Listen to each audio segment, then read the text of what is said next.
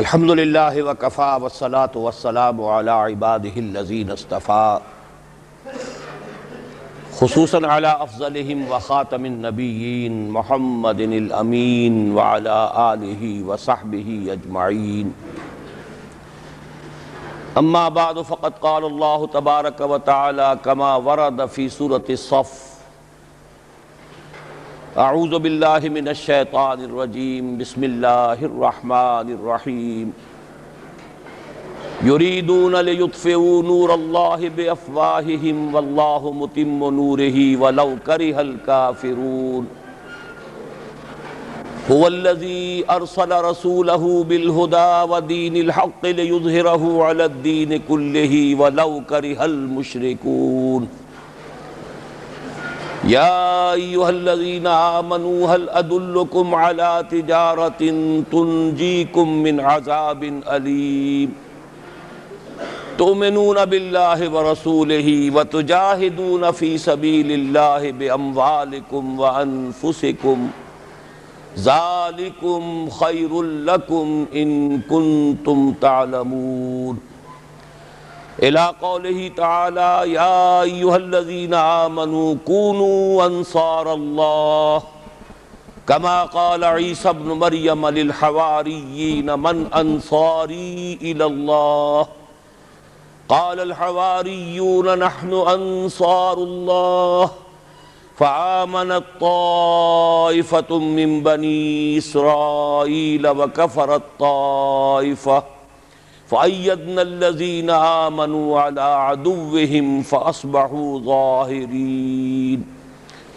وقال تبارك وتعالى كما ورد مرتين في سورة البقرة يا بني إسرائيل اذكروا نعمتي التي أنعمت عليكم وأني فضلتكم على العالمين وقال عز وجل كما ورد في نفس السورة یا بنی اسرائیل اذکروا نعمتی التی انعمت علیکم واوفوا بعہدی اوف بعہدکم وایای فارہبون صدق اللہ العظیم رب اشرح لی صدری ویسر لی امری واحلل عقدۃ من لسانی یفقہوا قولی اللہم ربنا الہمنا رشدنا واعذنا من شرور انفسنا اللہم ارنا الحق حقا وارزقنا اتباعہ وارنا الباطل باطلا وارزقنا اجتنابہ اللہم وفقنا لما تحب وترضى وتقبل منا فإنك خیر المتقبلین آمین یا رب العالمین۔ معزز حاضرین اور محترم خواتین، ویسے تو میرے دروس قرآن میں اور خطابات عام میں ظاہر بات ہے کہ ہر کمیونٹی کے لوگ شریک ہوتے رہے ہیں۔ یہاں میری آمد کا سلسلہ کراچی میں سن 70-71 سے جاری ہے۔ ظاہر ہے کہ کراچی کاسموپولیٹن سٹی ہے، ہر برادری کے لوگ موجود ہیں، ہندوستان کے کونے کونے سے آئے ہوئے لوگ موجود ہیں، قدیم سندھی بھی ہیں، جدید سندھی بھی ہیں، جدید سندھیوں میں بھی قدیم سندھیوں میں بھی میمن برادری جو ہے وہ ایک بڑی اہم برادری کی حیثیت رکھتی ہے، کاروباری اعتبار سے بھی، دینی اعتبار سے بھی، سماجی کاموں کے اعتبار سے بھی۔ اس پہلو سے یہ کہ اگرچہ ویسے تو رابطہ کوئی نیا نہیں ہے، لیکن یہ کہ خاص طور پر میمن برادری کے کسی ادارے میں حاضری اور خاص طور پر اسی کے ساتھ ایک خطاب کا جو موقع آج مل رہا ہے، میں اسے بہت غنیمت سمجھتا ہوں اور اللہ تعالیٰ سے دعا کرتا ہوں کہ وہ اسے میرے حق میں بھی، اللہ کے دین کے حق میں بھی اور میمن برادری کے حق میں بھی مفید بنائے۔ مجھے جو آج موضوع دیا گیا ہے وہ قرآن حکیم کی روشنی میں ہمارے مسائل کا، موجودہ مسائل کا حل ہے۔ چونکہ وقت محدود ہے، 5 بجے ہمیں لازماً بات ختم بھی کرنی ہے، تو میں نہیں چاہتا کہ اس معاملے میں کوئی زیادہ تمہید میں وقت صرف کیا جائے۔ میں سب سے پہلے یہ نقطہ بیان کرنا چاہتا ہوں کہ ہمارے موجودہ مسائل سے مراد کیا ہے۔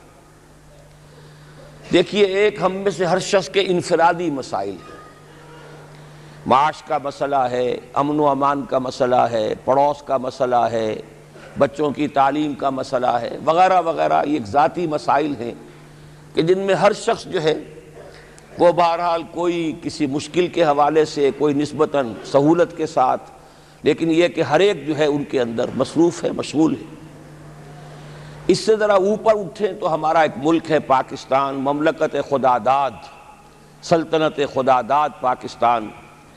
اس کے حالات کیا ہیں، اس کے مسائل کیا ہیں، اس کی حیثیت کیا ہے، اس کی کیفیت کیا ہے، اس کے حوالے سے بھی ظاہر بات ہے کہ ہم میں سے ہر فرد کی کچھ ذمہ داری بنتی ہے، اس لیے کہ افراد کے ہاتھوں میں ہے اقوام کی تقدیر. ہر فرد ہے ملت کے مقدر کا ستارہ. افراد اگر غلط ہوں گے تو قوم کا بیڑا غرق ہوگا. قرآن مجید میں بھی بیان کیا گیا ہے 2 مرتبہ، ان اللہ لا یغیر ما بقوم حتی یغیروا ما بانفسہم. خدا نے آج تک اس قوم کی حالت نہیں بدلی، نہ ہو جس کو خیال آپ اپنی حالت کا بدلنے کا، اپنے اندر کی کیفیت کو بدلیں، اپنی روحانی اور نفسیاتی کیفیت کو بدلیں گے، اپنے ذاتی اعمال و کردار کو بدلیں گے تو قوم کی مجموعی حالت میں بھی تبدیلی آئے گی. لیکن اس سے بھی اوپر کا مسئلہ ہے، ایک بڑی عظیم امت ہے، امت محمد صلی اللہ علیہ وسلم. یہ امت آج کس حال میں ہے؟ اگرچہ اس سے بھی اوپر کی پھر ایک سطح ہے، پوری عالم انسانیت ہے. اور یہ بھی جان لیجئے کہ پورا عالم انسانیت جو ہے امت محمد میں شامل ہے صلی اللہ علیہ وسلم. اسی لیے علماء نے اس کی تقسیم کی ہے کہ ایک ہے حضور کی امت دعوت، جن کی طرف کے حضور کو بھیجا گیا. وہ تو صاف قرآن میں مذکور ہے کہ وَمَا أَرْسَلْنَاكَ إِلَّا كَافَّةً لِلنَّاسِ بَشِيرًا وَنَذِيرًا. ہم نے نہیں بھیجا ہے اے محمد آپ کو صلی اللہ علیہ وسلم مگر پوری نوع انسانی کے لیے بشیر اور نذیر بنا کر. البتہ امت اجابت وہ ہے کہ جو اپنے آپ کو امتی شمار کرتے ہیں، کہتے ہیں کہ ہم محمد پر ایمان رکھتے ہیں صلی اللہ علیہ وسلم، آپ سے ہمیں محبت ہے، ہم آپ کی تصدیق کرتے ہیں.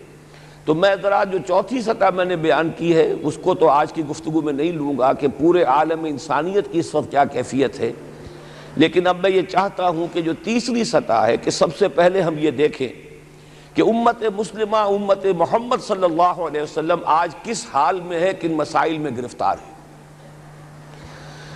آپ کے علم میں ہوگا کہ اس وقت دنیا کی کل آبادی سمجھی جاتی ہے 6 ارب یعنی 600 کروڑ. اس میں کم سے کم 120 کروڑ مسلمان ہیں امت مسلمہ.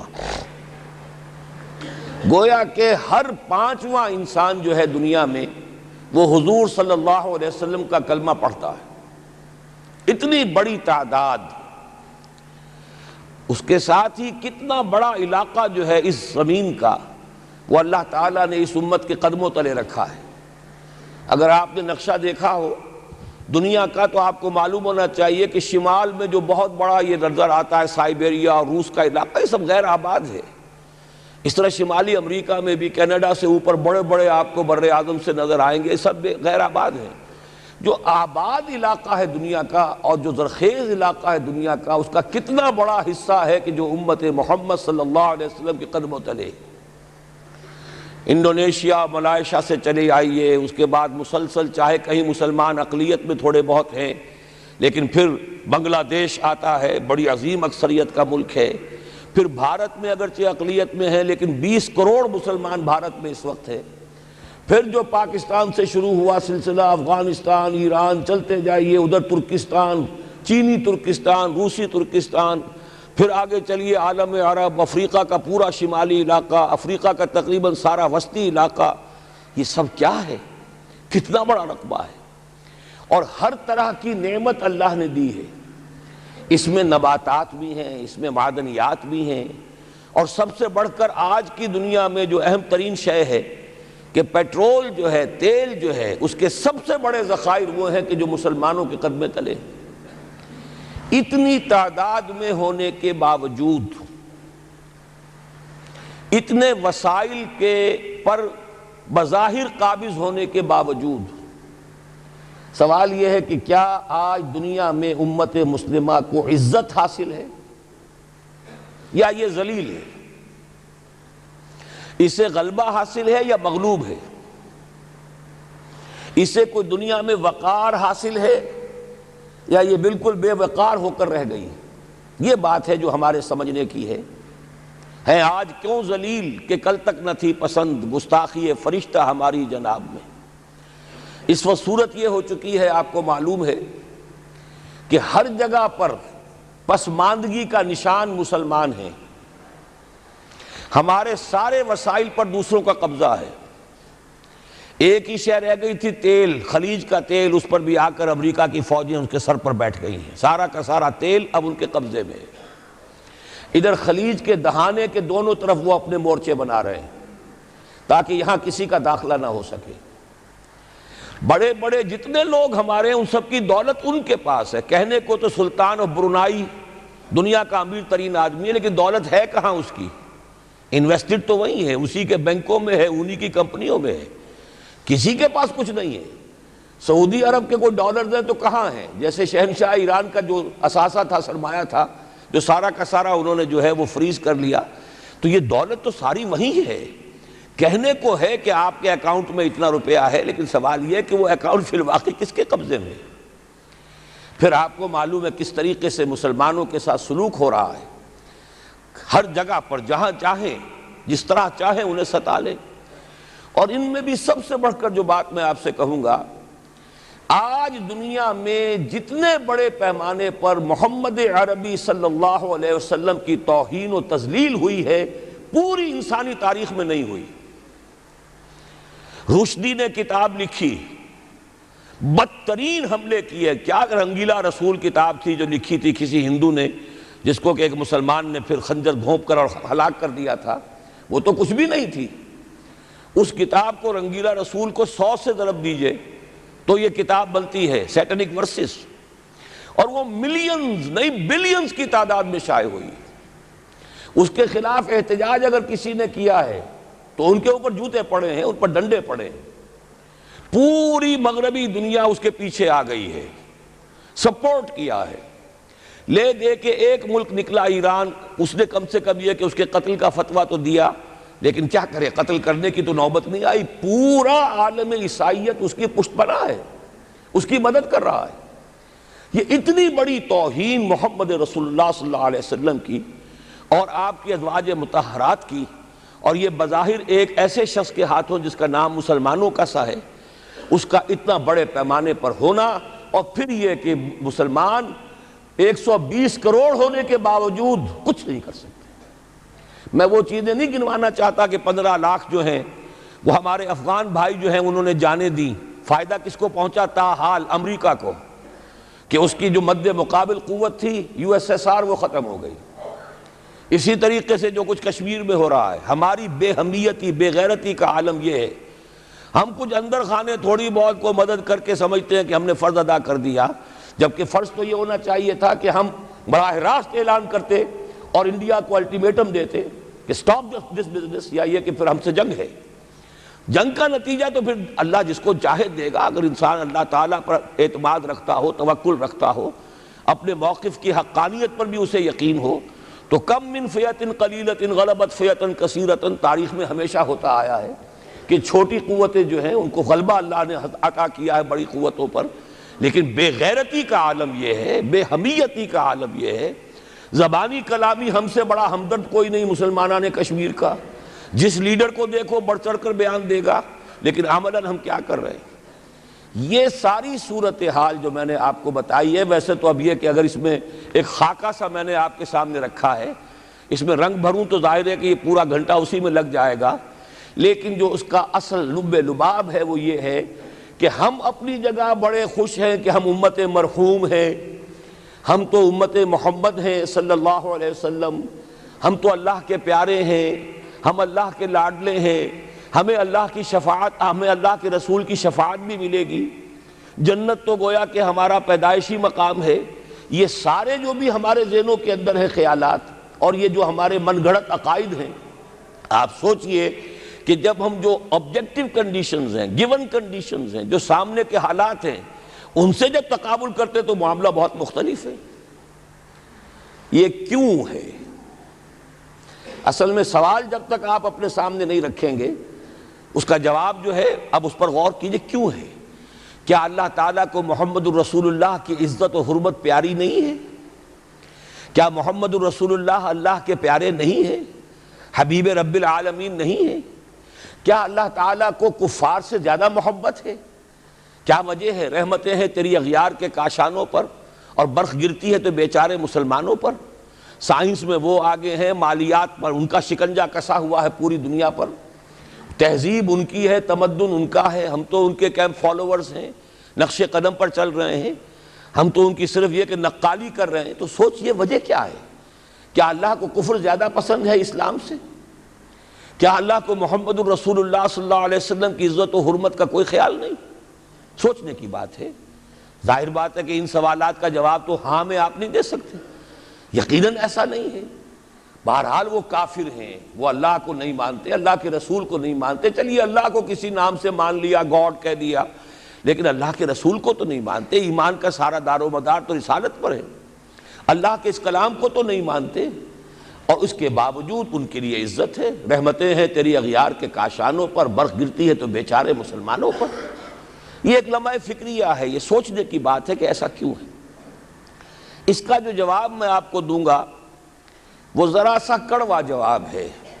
نوارا تلخ ترمیزن چو ذوق نغمہ کمیابی، بات کہنی پڑتی ہے جب تک کہ کڑوی بات کہی نہ جائے، حقائق کو دیکھنے کی جرت پیدا نہ کی جائے، مواجہہ نہ کیا جائے، فیکٹس کو فیس نہ کیا جائے، اس وقت تک بات صحیح نہیں ہوگی، اور نہ ہم صحیح تشخیص کر سکیں گے، نہ صحیح تجویز کی طرف ہمارا ذہن منتقل ہوگا۔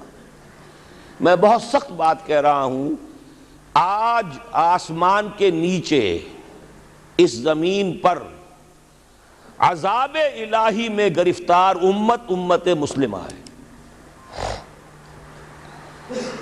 بالفعل آج ہم امت مرحومہ نہیں ہیں، رحمت والی امت نہیں ہیں، امت معذبہ ہیں۔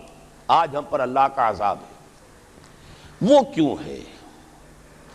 دیکھیے اللہ کا قانون یہ ہے، اور یہ اللہ کی سنت ہے۔ میں نے اپنی ایک کتاب میں اس پر مفصل بہت مضمون لکھا ہے، قرآن کا قانون عذاب۔ ایک عذاب تو آیا کرتا تھا ان قوموں پر جن کی طرف اللہ رسول بھیجتا تھا، اِنَّا أَرْسَلْنَا نُوحًا إِلَىٰ قَوْمِهِ۔ اگر رسول کی بات مان لی تو قوم کے لیے بہت خوشحالی ہے، مبارکباد ہے، اللہ کی رحمتوں کے سائے ہیں، اور نہیں مانی تو بربادی ہے، تباہی ہے، خاتمہ ہے۔ پوری قوم نوح غرق کر دی گئی، پوری قوم عاد ختم کر دی گئی، حضرت ہود کو نہیں مانا۔ پوری قوم سمود ختم کر دی گئی، حضرت صالح کو نہیں مانا۔ عمورہ اور صدوم کی بستیاں ختم کر دی گئی، حضرت لوط کو نہیں مانا۔ آل فرعون غرق کر دیے گئے، حضرت موسیٰ کو نہیں مانا۔ مدین کے علاقے کو تباہ کر دیا گیا، حضرت شعیب کو نہیں مانا۔ یہ بات سمجھ میں آ گئی؟ لیکن جب سے نبوت و رسالت کا سلسلہ ختم ہوا، اس قسم کا عذاب اب دنیا میں نہیں آ سکتا۔ وَمَا كُنَّا مُعَذِّبِينَ حَتَّى نَبْعَثَ رَسُولًا، ایسا عذاب ہم نہیں بھیجتے رہے جب تک کہ رسول کو نہ بھیج دیں۔ رسول آ گیا، اس نے حق کو بیان کر دیا، بات کو کھول کھول کر مبرہن کر دیا، ہر چیز واضح کر دی، کوئی مغالطے کا امکان نہ رہا۔ جاء الحق وزهق الباطل، ہر شے جو ہے دودھ کا دودھ، پانی کا پانی جدا ہو گیا۔ اب بھی جس نے نہیں مانا تو معلوم ہوا اس میں کوئی خیر نہیں ہے، اب خیر کا فقدان ہے۔ تو اس قوم کو جیسے کہ آپ باغ کے اندر جھاڑو دے کر جب کوئی آندھی چلے تو پتے گرے ہوئے ہوتے ہیں، ان پتوں کو ایک جگہ جمع کر کے اسلائی دکھا دیتے ہیں تاکہ یہ پتے جو ہیں یہاں پر بدزیبی کا ذریعہ نہ بنے، تو پوری قوم ہلاک، کأن لم یغنوا فیہا، ایسے ہو گئے جیسے تھے ہی نہیں۔ یہ عذاب اب نہیں آئے گا، اس لیے کہ آخری نبی، آخری رسول محمد الرسول اللہ صلی اللہ علیہ وسلم۔ اس میں ایک استثناء ہے، وہ میں بعد میں بیان کروں گا، ابھی نہیں۔ ایک ایکسیپشن ہے، وہ میں بعد میں بیان کروں گا۔ اب آج جو عذاب آتا ہے، دیکھیے کافروں کے لیے عذاب اصل میں آخرت میں ہے۔ دار العذاب، دار الجزا، وہ تو آخرت ہے، یہ تو دار الامتحان ہے۔ اب جو عذاب آتا ہے وہ اس قوم پر جو ہو تو حامل کتاب الہی، شریعت خداوندی کی کسٹوڈین، اللہ کے رسول کی نام لیوا، اس کے ساتھ عشق کا دعویٰ کرنے والی، عمل اس کے برعکس ہو۔ حالانکہ اللہ نے اگر اسے وہ مقام دیا، اللہ نے اس کی طرف رسول بھیجا اور اسے رسول کے امتی بننے کا شرف عطا کیا، اسے اپنا کلام دیا، کتاب دی، اسے اپنی شریعت دی، تو کس لیے دی؟ تاکہ اس پر خود بھی عمل کریں، اسے دوسروں تک بھی پہنچائیں۔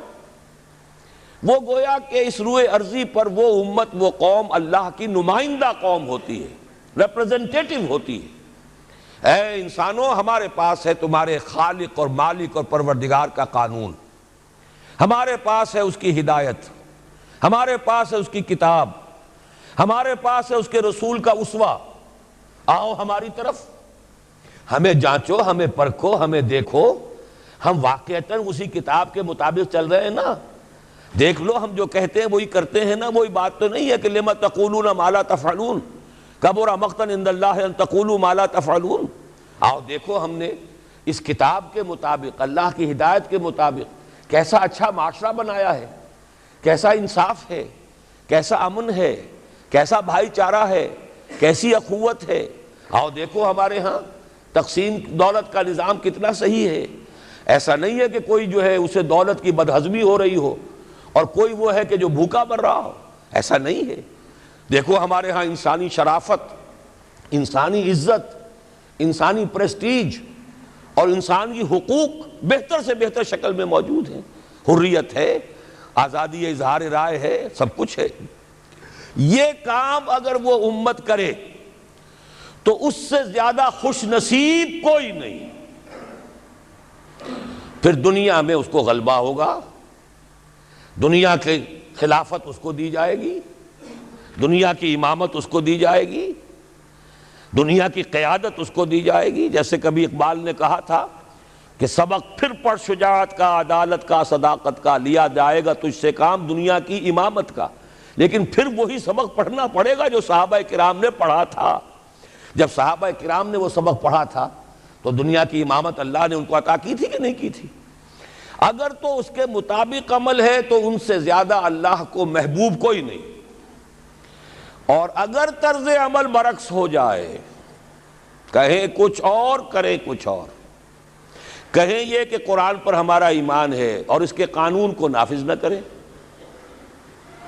کہیں یہ کہ ہماری تو محبوب ترین شخصیت محمد ہیں اور ان کی سنت کے اوپر عمل نہ کریں صلی اللہ علیہ وسلم، قرآن نے جس شے کو حرام کیا ہے اس پر اس کا استعمال کر رہے ہوں، اگر طرز عمل یہ ہو اور یہ طرز عمل اس حد کو پہنچ جائے کہ دنیا تانے دے یہ مسلمان کہاں اسلام، دنیا میں ہمیں دکھاؤ کہاں اسلام، یہ مسلمان کیا اسلام پر کاربند ہے؟ جارج برنارڈ شاہ نے کہا تھا کہ میں جب قرآن پڑھتا ہوں تو محسوس کرتا ہوں اس سے بہتر کتاب کوئی ممکن نہیں، لیکن جب مسلمانوں کو دیکھتا ہوں تو محسوس کرتا ہوں ان سے زیادہ ذلیل قوم دنیا میں کوئی نہیں۔ یہ کنٹراسٹ ہے جو ہم اپنے وجود سے پیش کر رہے ہیں۔ کیا اس کی وجہ سے لوگ اسلام کی طرف راغب ہوں گے یا اسلام سے متنفر ہوں گے؟ کیا ہمارا منہ ہوتا ہے ہم باہر جاتے ہیں؟ اسی لیے ہم تو تبلیغ، میں تو کم سے کم وہاں جا کر جو مسلمان کھوئی ہوئی بھیڑیں ہیں امت محمد صلی اللہ علیہ وسلم کی، انہی کو ریکلیم کرنے کی کوشش کرتا ہوں، جیسے کہ حضرت مسیح نے کہا تھا میں تو بنی اسرائیل کے گھرانے کی کھوئی ہوئی بھیڑوں کی تلاش میں آیا ہوں۔ میرا منہ نہیں ہے کہ میں وہاں کسی امریکن سے بات کروں، وہ یہ کہے گا تم اپنا گھر تو سنوارو، فزیشن ہیل تھائی سیلف۔ تم ایک چھوٹا سا ملک نہیں چلا سکتے، تم نے اس کا بیڑا غرق کر کے رکھ دیا ہے، تم نے اسے کورٹ آف وارڈ بنوا دیا ہے IMF کا۔ ہاں یہاں تو گھڑی گھڑی جو ہے قرقمین آتے ہیں IMF کے اور ورلڈ بینک کے قرقی کرنے کے لیے، ہر روز ایک نئی قرقی ہو رہی ہے، ہر روز جو ہے آج پھر گاڑیوں کا کرایہ بڑھ رہا ہے، بجلی کا کرایہ قرقی ہو رہی ہے۔ عوام کے اندر جو بھی رہا رہ گیا اسے بھی چوسنے کا اور کشید کرنے کے لیے ایک حکومت کو گرا دو، وہ تو بدنام کر دی گئی، دوسری حکومت لے آؤ اس کے ہاتھوں کچھ کام کروا لو، وہ بدنام ہو جائیں گے تو ان کو بھی ہٹا دینا۔ ان کا کیا کھیل ہے؟ یہ کھیل کھیلتے رہیں گے اور اس میں یہ ہے کہ اپنی قرقیاں کرتے چلے جاؤ۔ یہ حال اب کیا میرا منہ ہے کہ میں جا کر وہاں بات کروں؟ تم اپنے گھر کو دیکھو، تم اپنے ملک کو دیکھو، ایک وہ ہے جنہیں تصویر بنا آتی ہے، ایک تم ہو کہ لیا اپنی بھی صورت کو بگاڑ، ایک ہی ساتھ تم آزاد ہوئے تھے، ہندو بھی تھے کہ نہیں تھے؟ انہوں نے اس ملک کو بنایا ہے، اپنی معیشت کو، اپنی اکانومی کو اپنی بنیادوں پر، اپنے پاؤں پر، اپنے پیروں پر کھڑا کیا ہے۔ آج جو ہے وہ ایک منی سپر پاور بن چکا ہے، اور وہ کہ ڈرتا تھا پاکستان دو طرف سے ہمیں جو ہے قابو میں کر لے گا۔ پہلے تقریباً 20 برس جو ہیں ہندوستان کے، بھارت کے کانپتے ہوئے گزرے ہیں پاکستان سے، اب 30 برس سے جو صورتحال ہے وہ آپ کو معلوم ہے۔ تو صورت یہ ہے کہ جب کوئی قوم جو امت مسلمہ ہو یہ طرز عمل اختیار کرتی ہے تو عذاب اس پر آتا ہے۔ بڑی کڑوی بات ہے، آج عذاب کفار پر نہیں آ رہا، وہ تو اللہ تعالیٰ ان سے آخرت میں نبٹ لے گا، اور آخرت تو ہے ہمیشہ کی، بڑا سو عذاب تو وہی کا ہے۔ وَلَعَذَابُ الْآخِرَةِ أَكْبَرُ لَوْ كَانُوا يَعْلَمُونَ۔ دنیا میں کفار پر عذاب آتا تھا جب کوئی رسول بھیج دیا جائے، اب رسول آئے گا نہیں، ایک ایکسیپشن ہے وہ بعد میں بتاؤں گا، لیکن اب دنیا میں جو عذاب آتا ہے وہ مسلمان امت پر آتا ہے۔ اب اس کو چونکہ بات بہت کڑوی ہے، تھوڑا سا میں اس کے اندر آپ کے لیے سمجھنا، حلق سے اتارنا اس کڑوی گولی کا آسان کر دوں۔ دیکھیے، ہم سے پہلے بھی ایک امت مسلمہ تھی کہ نہیں؟ ہماری عمر جو ہے امت مسلمہ کی حیثیت سے ابھی 1400 برس ہوئی ہے، 1417 سن ہجری چل رہا ہے نا، اس میں آپ اور حضور کی بعثت 12 برس اور، تو 1430 برس سمجھیے، اس لیے کہ اس وقت جب سے کہ وحی کا آغاز ہوا ہے، یہ ہماری کل تاریخ ہے، ابھی 1450 برس نہیں ہوئی۔ ہم سے پہلی جو امت تھی 2000 برس تک اسی مقام پر فائز رہی۔ وہ کون تھے؟ بنی اسرائیل۔ وہ موسیٰ کے امتی تھے، ہم محمد کے امتی ہیں، علی نبینا علیہ الصلوۃ والسلام۔ انہیں تورات دی گئی تھی، ہمیں قرآن دیا گیا ہے۔ نبی ہونے کے اعتبار سے افضل ترین نبی، رسول ہونے کے اعتبار سے اکمل ترین رسول، کتاب ہدایت ہونے کے اعتبار سے جامع ترین کتاب، نوع انسان را پیام آخری، حامل او رحمت للعالمین۔ یہ اپنی جگہ تقابل ہے، لیکن ایک اور اعتبار سے دیکھیے، عمر اس کی طویل تھی 2000 برس، ہماری ابھی 1400 برس ہوئی۔ اور دوسری بات، اس امت میں 1400 برس تک کوئی وقت ایسا نہیں گزرا کہ کوئی نبی موجود نہ ہو، سینکڑوں نبی آئے۔ شروع ہوئی ہے 1400 قبل مسیح میں، جب تورات دی گئی حضرت موسیٰ کو، اور آپ کو معلوم ہے اس وقت 2 رسول تھے، موسیٰ بھی اور ہارون بھی علیہ السلام۔ پھر حضور کی حدیث بخاری شریف میں موجود ہے، کانت بنو اسرائیل تسوسہم الانبیاء کلما ہلک نبی خلفہ نبی۔ بنی اسرائیل کی سیاست اور حکومت جو ہے انبیاء کے ہاتھ میں ہوتی تھی، جب بھی کوئی نبی فوت ہوتا تھا دوسرا نبی اس کا قائم مقام، اس کا جانشین ہو جاتا تھا، جیسے داؤد کے بیٹے سلیمان۔ آخری جو نبی آئے ان کے ہاں وہ حضرت مسیح، اور ان کے ہم عصر حضرت یحییٰ علیہ السلام۔ تو یوں سمجھیے 2 سے شروع ہوا، 2 پر ختم ہوا، موسیٰ و ہارون، عیسیٰ و یحییٰ، درمیان میں 1400 برس، اور کوئی وقت ایسا نہیں ہے جب کہ کوئی نبی موجود نہ ہو۔ کیسی امت تھی! اسی لیے میں نے آپ کو بتایا، قرآن مجید میں سورہ بقرہ میں 2 جگہ فرمایا ہے، یا بنی اسرائیل اذکروا نعمتی التی انعمت علیکم وانی فضلتکم علی العالمین۔ 6واں رکوع بھی شروع ہوتا ہے اسی آیت سے سورہ بقرہ کا، اور 15واں رکوع پھر شروع ہوتا ہے اسی آیت سے۔ اے بنی اسرائیل، میرے اس انعام و اکرام کو یاد کرو جو میں نے تم پر کیا، اور میں نے تو تمہیں تمام جہان والوں پر فضیلت دی تھی۔ لیکن وہی بنی اسرائیل جب ان کا طرز عمل کیا ہوا، شریعت کو پس پش ڈال دیا، نبذ فریق من الذین اوتوا الکتاب کتاب اللہ وراء ظہورہم مثل الذین حملوا التوراۃ ثم لم يحملوها کمثل الحمار يحمل اسفارا۔ کتاب سے ناطا توڑ لیا، بس اس کو مقدس کتاب بنا کر رکھ دیا، نہ پڑھنا، نہ سمجھنا، نہ اس پر عمل کرنا، جیسے ہم کرتے ہیں۔ ایصال ثواب کی محفلوں میں کام آتا ہے، یا بچیوں کو وہ جہیز میں دینے کے کام آتا ہے۔ یا قرات کی محفلیں ہوتی ہیں، مقابلے ہوتے ہیں، اللہ اللہ خیر سدا قرآن مجید سے ہمارا کیا سروکار رہ گیا ہے؟ بہائے آتش ترا کار جزی نیست کہ از یاسین او آسا بمیری. عیاشیاں کرتے تھے، بدماشیاں کرتے تھے، غلط کام کرتے تھے، لیکن انہیں خیال یہ تھا کہ ہم چونکہ ابراہیم کی نسل سے ہیں، موسیٰ کی امت میں سے ہیں، نحن ابناء اللہ واحباؤہ، ہم تو اللہ کے بیٹوں کے مانند بڑے چہیتے ہیں. اسی پر اللہ نے فرمایا فَلِمَ يُعَذِّبُكُمْ بِذُنُوبِكُمْ بَلْ أَنْتُمْ بَشَرٌ مِّمَّنْ خَلَقَ. ایسے ہی تم چہیتے اور لاڈلے ہو تو اللہ تعالیٰ تمہیں عذاب کیوں دیتا رہا ہے؟ تمہیں نیبوکڈنیزر کے ہاتھوں پٹوایا 600 قبل مسیح میں، یوں سمجھیے تقریباً وسط میں آتا ہے یہ معاملہ. 1400 قبل مسیح میں تورات دی گئی، اور سمجھیے کہ ایک مسیحی میں حضرت مسیح آ رہی ہے 30 سن عیسوی میں. ان کے درمیان تقریباً وسط میں اشیریوں کے ہاتھوں پٹوایا اور بابلیوں کے ہاتھوں پٹوایا. بخت نصر جس کو کہتے ہیں، نیبوکڈنیزر، 6 لاکھ یہودی اس نے قتل کیے یروشلم میں. 6 لاکھ کو قیدی بنا کر لے گیا. ہیکل سلیمانی گرا دیا گیا جو کہ ان کا کعبے کے درجے میں تھا. اور یہ کہ کوئی ایک متنفس نہیں بچا یروشلم میں، کوئی 2 اینٹیں سلامت نہیں رہی. انہیں لے گیا بیبیلونیا میں، کیپٹیوٹی، پیریڈ آف کیپٹیوٹی. وہاں سے واپس آئے، توبہ کی انہوں نے، حضرت عزیر علیہ السلام کی دعوت توبہ جو ہے، توبہ کی منادی کے نتیجے میں، تو پھر اللہ نے انہیں ایک موقع اور دیا اور ان کی ایک بڑی عظیم سلطنت قائم ہوئی، مکابی سلطنت. اور پھر ٹیمپل جو ہے دوبارہ بنا، یہ جو سیکنڈ ٹیمپل کہلاتا ہے، دوسری تعمیر جو ہوئی ہیکل سلیمانی کی.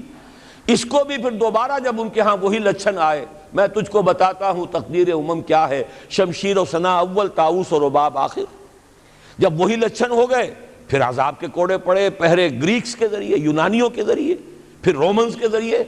اور سن 70 عیسوی میں وہ دوسرا ہیکل سلیمانی بھی مسمار کر دیا گیا اور انہیں فلسطین سے نکالا دے دیا گیا، نکل جاؤ یہاں سے. تقریباً یوں سمجھیے کہ 1917 تک، سن 70 سے 1917 تک کتنے ہو گئے؟ 1850 برس ہو گئے تقریباً. 1850 برس یہ لوگ پھر فلسطین میں داخل نہیں ہو سکے.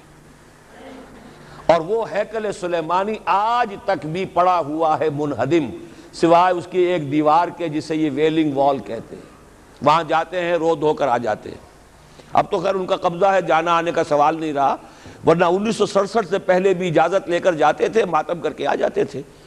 اس لیے کہ یروشلم جو ہے اس پر قبضہ تو ان کا ہو گیا تھا، لیکن مشرقی علاقہ ہے وہ، اور اس پر ابھی عربوں کا زیادہ تسلط تھا. اب وہ ختم ہو رہا ہے. معلوم ہوا کہ وہی قوم جو ہے، جو چہیتی بھی تھی، لاڈلی بھی تھی، خیر الامم تھی، انی فضلتکم علی العالمین کا مصداق تھی، جس پر انعامات تھے، اکرام تھا، جنہیں حضرت داؤد اور سلیمان کی سی حکومتیں دی گئیں. ان سب کا معاملہ کیا ہوا؟ غلط عمل کی وجہ سے، برعکس رویے کی وجہ سے. قرآن مجید ہی میں 2 جگہ ہے تھوڑے سے لفظی فرق کے ساتھ، ضربت علیہم الذلۃ والمسکنۃ وباؤوا بغضب من اللہ. ان پر ذلت تھوپ دی گئی، ذلیل کر دیے گئے. 1850 برس تک، پہلے 150 برس تک کیپٹیوٹی میں رہے تھے، اب 1850 برس تک جسے یہ ڈائسپورا کہتے ہیں اس میں رہے. روتے تھے، یاد کرتے تھے اپنی فلسطین کی سرزمین کو کہ ہم وہاں سے نکالے گئے ہیں. وہ بھی حضرت عمر نے اجازت دی تھی جا کر، جبکہ یروشلم جو ہے ہینڈ اوور کیا ہے وہاں کے عیسائیوں نے، حضرت عمر کے حوالے کیا ہے رضی اللہ تعالی عنہ. تو حضرت عمر نے انہیں آ کر زیارت کرنے کی اجازت دی ہے، ورنہ زیارت کی اجازت بھی نہیں تھی. عیسائیوں نے روکا ہوا تھا، نو جیو کوڈ انٹر جیروشلم.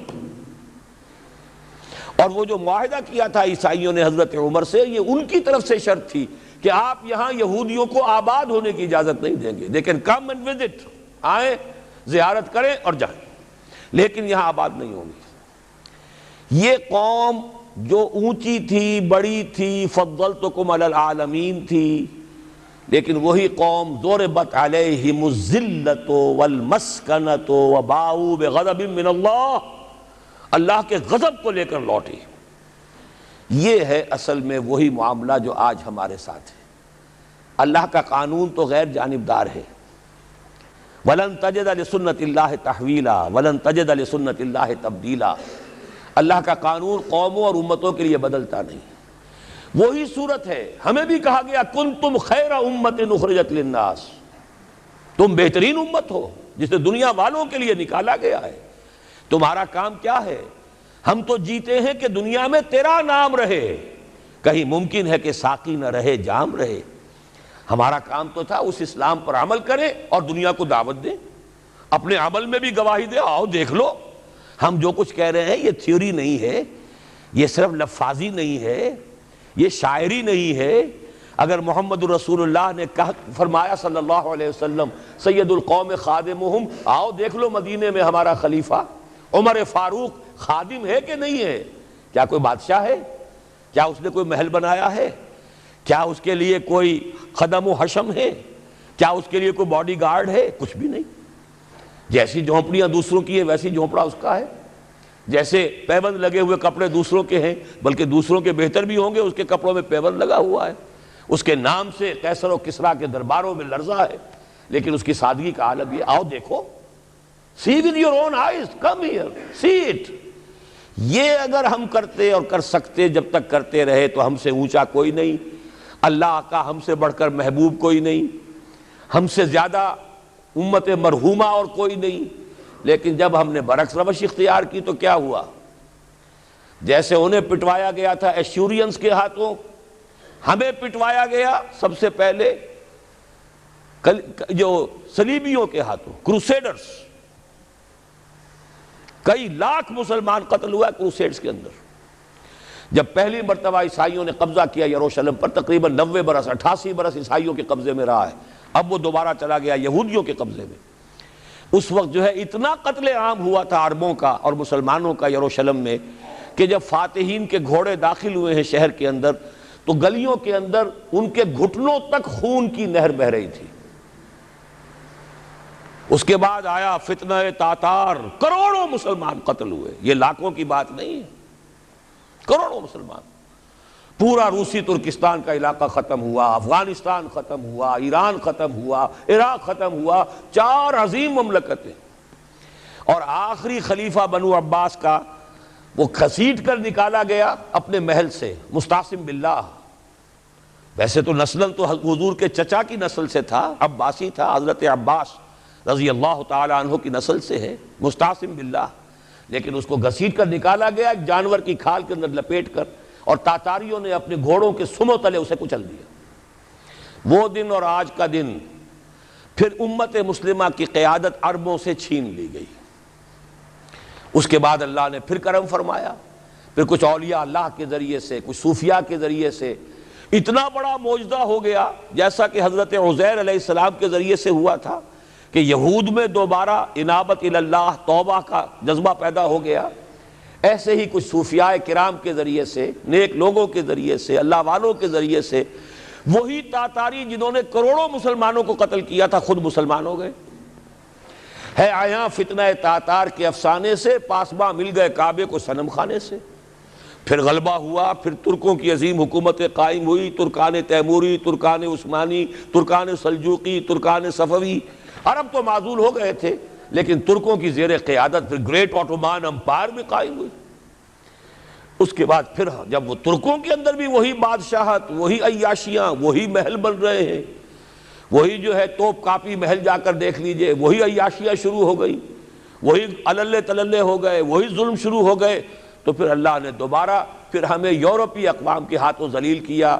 کہیں انگریزوں کے غلام، کہیں فرانسیسیوں کے غلام، کہیں اطالویوں کے غلام، کہیں ولندیزیوں کے غلام.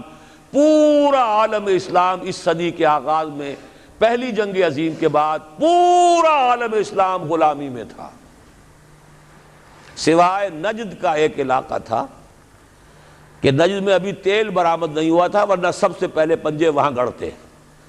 وہاں ریت میں جا کے لینا کیا تھا. باقی تو یہ ہندوستان غلام ہے، انڈونیشیا غلام ہے، سب کے سب یہ جاوا، سماٹرا، چلتے جائیے سب غلام ہیں. اس کے بعد ایران چاہے براہ راست غلامی نہیں تھی لیکن انگریزوں کے انتداب میں تھا، کنٹرول انہی کا تھا. عراق پر انگریزوں کا کنٹرول تھا. اسی طریقے سے یہ ساری جو عرب مملکتیں ہیں یہ انگریزوں کے زیر اثر تھی، اور یا یہ کہ فرانسیسیوں کے زیر اثر تھی. شمالی افریقہ یا فرانسیسیوں کا تھا یا اسپین کا تھا، اور یا یہ کہ اطالویوں کا تھا لیبیا. یہ حال ہمارا ہوا. یہ ہے اصل سبب اور یہ ہے معاملہ جس میں اب میں آخری بات اس موضوع پر کہہ دینا چاہتا ہوں۔ یہ پروسیس بہت جلد ایک بہت بڑی کلائمیکس کو اور بہت بڑی انتہا کو پہنچنے والا ہے۔ وہ انتہا کیا ہے؟ دیکھیے، میں نے جو کہا تھا کہ ایک استثناء ہے، ایک قوم ایک امت ایسی ہے کہ جس نے اپنے رسول کو رد کیا اور اسے ہلاک نہیں کیا گیا۔ حضرت نوح کی قوم غرق، حضرت ہود کی قوم ختم، حضرت صالح کی قوم ختم، حضرت شعیب کی قوم ختم، آل فرعون ختم۔ یہود وہ امت ہے کہ معزول تو ہو گئی، جیسے ہی حضور آ گئے قرآن لے کر معزول ہو گئے۔ وہ جیسے کوئی ایک منصب ہے، اس منصب سے معزول کر دیے گئے، قتل نہیں کیا گیا، انہیں زندہ رکھا گیا۔ منصب تو اب قرآن آ گیا، محمد الرسول اللہ آ گئے صلی اللہ علیہ وسلم، اور کعبے کے گرد ایک نئی امت۔ وَكَذَلِكَ جَعَلْنَاكُمْ أُمَّةً وَسَطًا لِتَكُونُوا شُهَدَاءَ عَلَى النَّاسِ وَيَكُونَ الرَّسُولُ عَلَيْكُمْ شَهِيدًا۔ اگرچہ یہ امت 600 برس قبل قتل اور ختم ہونے کی مستحق ہو چکی تھی۔ کیوں؟ 600 برس قبل آئے تھے حضرت مسیح علیہ السلام، اور قرآن میں بھی ہے اور موجودہ بائبل میں بھی ہے کہ حضرت مسیح کو اسرائیل ہی کی طرف بھیجا گیا۔ صرف سورہ آل عمران میں ہے رسولاً الی بنی اسرائیل۔ یہ تو صرف محمد الرسول اللہ صلی اللہ علیہ وسلم ہے جنہیں پورے عالم انسانیت کی طرف بھیجا گیا، کوئی اور رسول تمام انسانوں کے لیے مبعوث نہیں ہوا۔ اور ابھی بائبل میں موجود ہے کہ میں صرف اسرائیل کے گھرانے کی کھوئی ہوئی بھیڑوں کی تلاش میں آیا ہوں۔ اسی لیے میں نے کہا تھا میں بھی امریکہ وغیرہ جاتا ہوں تو یہ اپنے پاکستانی ہندوستانی بھائی جو ہیں، یہ کھوئی ہوئی بھیڑیں وہاں جا کر جو ہیں وہ گم ہو گئی ہیں، ان گمشدہ بھیڑوں کی تلاش میں۔ تو اس کو اچھی طرح سمجھ لیجئے، حضرت مسیح کی بعثت تھی بنی اسرائیل کی طرف، اور بنی اسرائیل نے نہ صرف یہ کہ ان کو مانا نہیں، بلکہ الٹا اپنے بس پڑتے سولی پر چڑھا دیا۔ اپنے بس پڑتے، اس میرے الفاظ کو نوٹ کر لیجئے، گویا کہ یہ اب اس عذاب استیصال، آخری ہلاکت والے عذاب کے مستحق ہو گئے۔ لیکن یہ پوری انبیاء اور رسل کی تاریخ میں ایک استثناء ہے کہ اس میں جیسے آج کل ہم کہتے ہیں ججمنٹ ریزروڈ، حضرت مسیح کو اللہ نے زندہ اٹھا لیا، یہود کے اوپر لعنت تو کر دی، ختم نہیں کیا۔ سمجھ رہے ہیں میری بات کو؟ سن 70 سے ان پر عذاب آیا، حضرت مسیح سن 33 عیسوی میں اٹھائے گئے۔ سن 70 میں عذاب آ گیا ٹائٹس رومی کے ہاتھوں، وہ ہیکل سلیمانی بھی پھر دوبارہ گر گیا اور انہیں نکال دیا گیا ڈائسپورا سن 70 سے، لیکن ختم نہیں کیا گیا۔ یہ استثناء ہوا ہے، کیوں ہوا ہے؟ یہ بات پھر دوسری میری آج کی گفتگو میں بڑی کڑوی بات ہے، بہت کڑوی بات ہے۔ یہ جو دوسری امت جو جس سے کہ میں اور آپ ہیں، اور جو بہترین امت ہے، کنتم خیر امت، یہ جب طرز عمل وہی اختیار کرے گی جو یہودیوں نے کیا تھا، ان کو سزا ان ملعونوں کے ہاتھوں دلوائی جائے گی۔ بات سمجھ لیجئے میری۔ آپ کو معلوم ہے پھانسی کا پھندا کون ڈالتا ہے؟ چوڑا۔ اور ہندوستان میں مجھے بتایا مولانا امین حسن اصلاحی صاحب نے، وہ مشرقی یوپی سے ان کا تعلق ہے، اعظم گڑھ سے، کہ ہمارے علاقے میں یہ رواج تھا کہ اگر کوئی راجپوت شخص کوئی بہت گھناؤنا کوئی کام کرتا تھا تو اس کو جوتے لگواتے تھے چمار کے ہاتھوں۔ راجپوت کے سر پر راجپوت کا جوتا پڑا تو چلیے جوتا تو ہے لیکن ہے تو راجپوت کا، لیکن جب راجپوت کے سر پر چمار کا جوتا پڑتا تھا، جسے انگریزی میں ہم کہتے ہیں to add insult to injury, ایک تو تکلیف ہو رہی ہے جوتے کی اور ایک انسلٹ ہو رہی ہے کہ چمار کا جوتا ہے، تو یہ گویا کہ بدترین سزا ہو گئی۔ یہ امت جتنی اونچی ہے، جس کے رتبے ہیں سوا، اس کی سوا مشکل ہے، جس کا مقام بلند ہے اسی اعتبار سے ان کو پھر سزا بھی سخت ملتی ہے۔ صاف فرما دیا اللہ تعالیٰ نے سورہ احزاب میں، اے نبی کی بیویوں تم عام لوگوں کی طرح نہیں ہو، لستم کاحد من النساء، لستن کاحد من النساء، اگر تم نے کوئی غلط حرکت کی دوہرا عذاب ملے گا۔ اور بات صحیح ہے، جن کے رتبے ہیں سوا، ان کی سوا مشکل ہے۔ اس امت کو عذاب کے کوڑے مارنے والی قوم وہ ملعون اور مغضوب علیہم قوم ہے، جس کے لیے قرآن مجید 2 دفعہ کہتا ہے ضربت علیہم الذلۃ والمسکنۃ وباؤوا بغضب من اللہ۔ اور یہ کوڑے بہت زبردست شکل میں ابھی آنے والے ہیں۔ میری بات اب آپ نے سمجھ لی کیوں رکھا گیا یہود کو، یہ جلاد کیوں سنبھال کے رکھے گئے؟ انہیں بھی سزا دی گئی، اس صدی میں بھی ہٹلر کے ہاتھوں میں بھی 6 ملین 60 لاکھ اس نے ختم کیے، ان پر تو سزا کا سلسلہ چلتا رہا، ایکسٹرمینیٹ نہیں کیا، ختم نہیں کیا، باقی رکھا ہے، اس لیے کہ ان کو کوڑا بنا کر امت مسلمہ کی پیٹھ پر مارنا ہے کہ تمہارا رتبہ، تم محمد کے امتی صلی اللہ علیہ وسلم، ہمارے آخری رسول، ہمارے اکمل رسول، ہمارے خاتم النبیین، خیر البشر، اور ان کی امت ہو کر تمہارا حال یہ ہے، تو تم سزا کے مستحق جو ہو۔ وہ سزا ہے کہ جو اچھی طرح سمجھ لیجئے ہماری حال جو اس صدی کے آخر میں شروع میں ہوا تھا کہ تمام مسلمان غلام، اس غلامی کے اوپر جو مزید کوڑا تیار ہوا 1917 میں بالفور ڈیکلریشن کے ذریعے سے برطانیہ نے اجازت دے دی کہ یہودی آ سکتے ہیں، اب فلسطین میں آ کر آباد ہو سکتے ہیں، وہ مکان خرید سکتے ہیں، جائیداد خرید سکتے ہیں، زمینیں خرید سکتے ہیں۔ 1971 اس پر اندیشہ تھا کہ کہیں اگر خلیفہ عثمانی نے جہاد کا اعلان کر دیا، اس لیے کہ عبدالحمید، سلطان عبدالحمید کو بڑی سے بڑی رشوتیں پیش کر کے دیکھ لیا تھا انہوں نے کہ یہ جو ہمارے اوپر پابندی ہے کہ ہم فلسطین میں آباد نہیں ہو سکتے، جو کہو ہم تمہیں دولت دینے کو تیار ہے، یہ پابندی ختم کر دو۔ سلطان عبدالحمید ویسے جو بھی کچھ تھے چھوڑ دیجئے، لیکن یہ کہ اس نے کہا کہ جو معاہدہ عمر نے کیا تھا رضی اللہ تعالی عنہ، میں پیچھے نہیں جاؤں گا، لہذا خلافت ختم کروا دی، اور کروائی کس کے ہاتھوں؟ ایک مسلمان کے ہاتھوں، اس لیے کہ فری میسن تھا مصطفیٰ کمال پاشا، فری میسن، یہ سب یہودیوں کے ادارے۔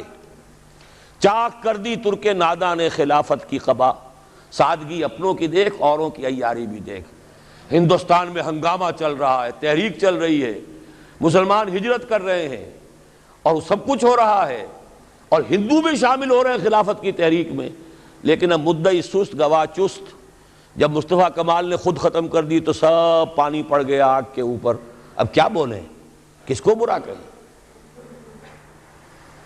اس کے بعد 1948 میں ان کی ریاست قائم ہو گئی اسرائیل۔ کتنے برس بعد؟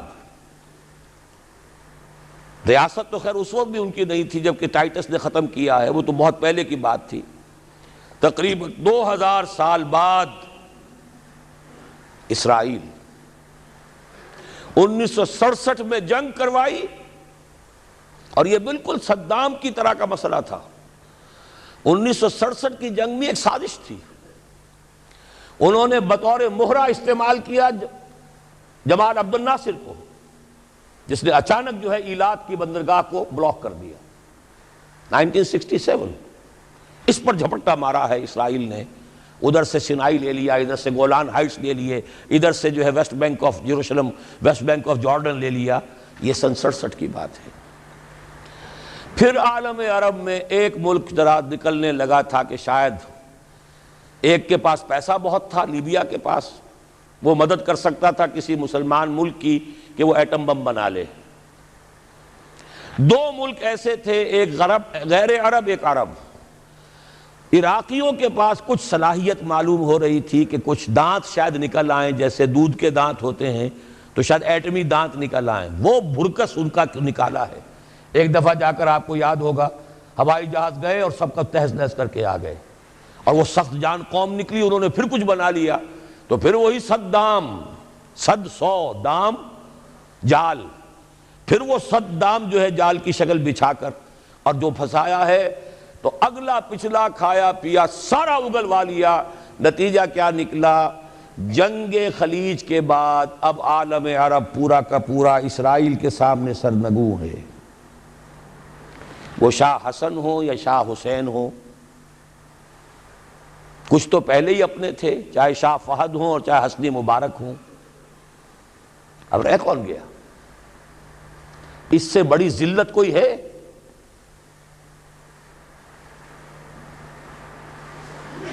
جن کے ساتھ ایک میز پر بیٹھنے کو تیار نہیں تھے، جن کے ساتھ گفتگو کو تیار نہیں تھے، اور بلا کر کہاں کھڑا کیا ہے؟ آؤ میڈرڈ میں، اسپین میں آؤ. اسپین سے شروع کروائیں گفتگو. اور اسپین کون سی جگہ ہے؟ مسلمانوں کا دنیا میں سب سے بڑا قبرستان، جہاں 800 برس حکومت کی اور پھر ایک ایک بچہ ختم کر دیا گیا، نام و نشان مٹا دیا گیا. 1492 میں فال آف گرینیڈا ہوا ہے، سقوط غرناطہ، اور 1992 میں ٹھیک 500 برس بعد یہ نیگوسیشن شروع ہوئی ہیں میڈرڈ کے اندر. اور اب جو صورتحال ہو رہی ہے، آپ اخبارات میں پڑھ رہے ہوں گے، وہ نام نہاد صلح کو توڑنے کے اوپر تلا بیٹھا ہوا اسرائیل. کیا ہوگا؟ ابھی میں ادھر جانا نہیں چاہتا. بہت بڑا ہنگامہ آ رہا ہے، بہت بڑا ہنگامہ آ رہا ہے.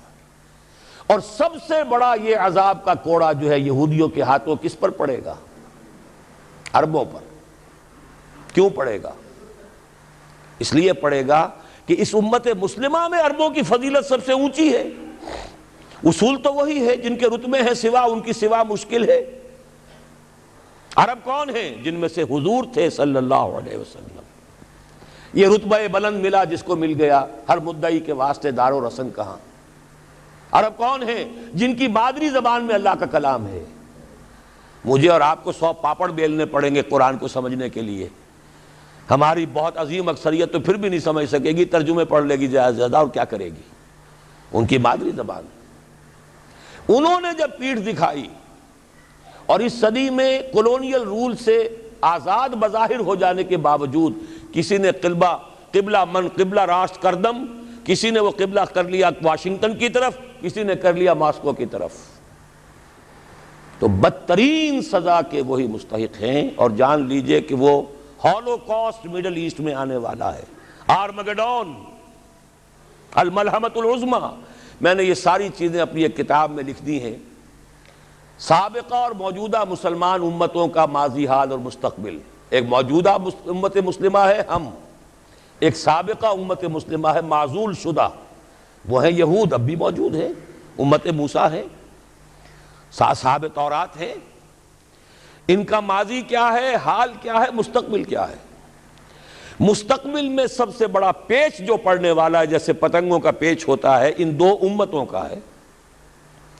مڈل ایسٹ سب سے بڑی جنگ، تاریخ انسانی کی عظیم ترین جنگ کا میدان بنے گا، جس کو حضور نے نام دیا الملحمۃ العظمیٰ، عظیم ترین جنگ. احادیث موجود ہے میری اس کتاب کے اندر، حوالوں کے ساتھ ہے، ٹیکسٹ کے ساتھ ہے. ویل للعرب من شر قد اقترب، ہلاکت اور بربادی ہے عرب کے لیے اس شر سے جو قریب آ چکا ہے. لیکن اب یہ بات تو پھر میرے اور آپ کے لیے ذرا دور کی ہو گئی. تیسری کڑوی بات اب آ رہی ہے. ابھی تو عربوں کی بات تھی نا. 120 کروڑ میں نے آپ کو بتایا تھا کہ مسلمان دنیا میں ہیں، ان میں 20 پلس 22-23 ہوں گے عرب ہیں. باقی 1 ارب 100 کروڑ یہ کون ہے؟ نان عرب، امیین. امیین نہیں، آخرین. امیین تو وہ عرب ہیں. ان میں سے بقیہ میں سے سب سے بڑی مجرم قوم میں اور آپ ہیں. ہندوستان کا مسلمان نہیں، انڈونیشیا کا نہیں، ایران کا نہیں، ترکستان کا نہیں، افریقہ کا نہیں. 20 کروڑ عرب اور 10 پلس 11 ہیں یا 12 کروڑ ہیں، کتنے بھی ہیں پاکستانی. نمبر 2 مجرم. کیوں؟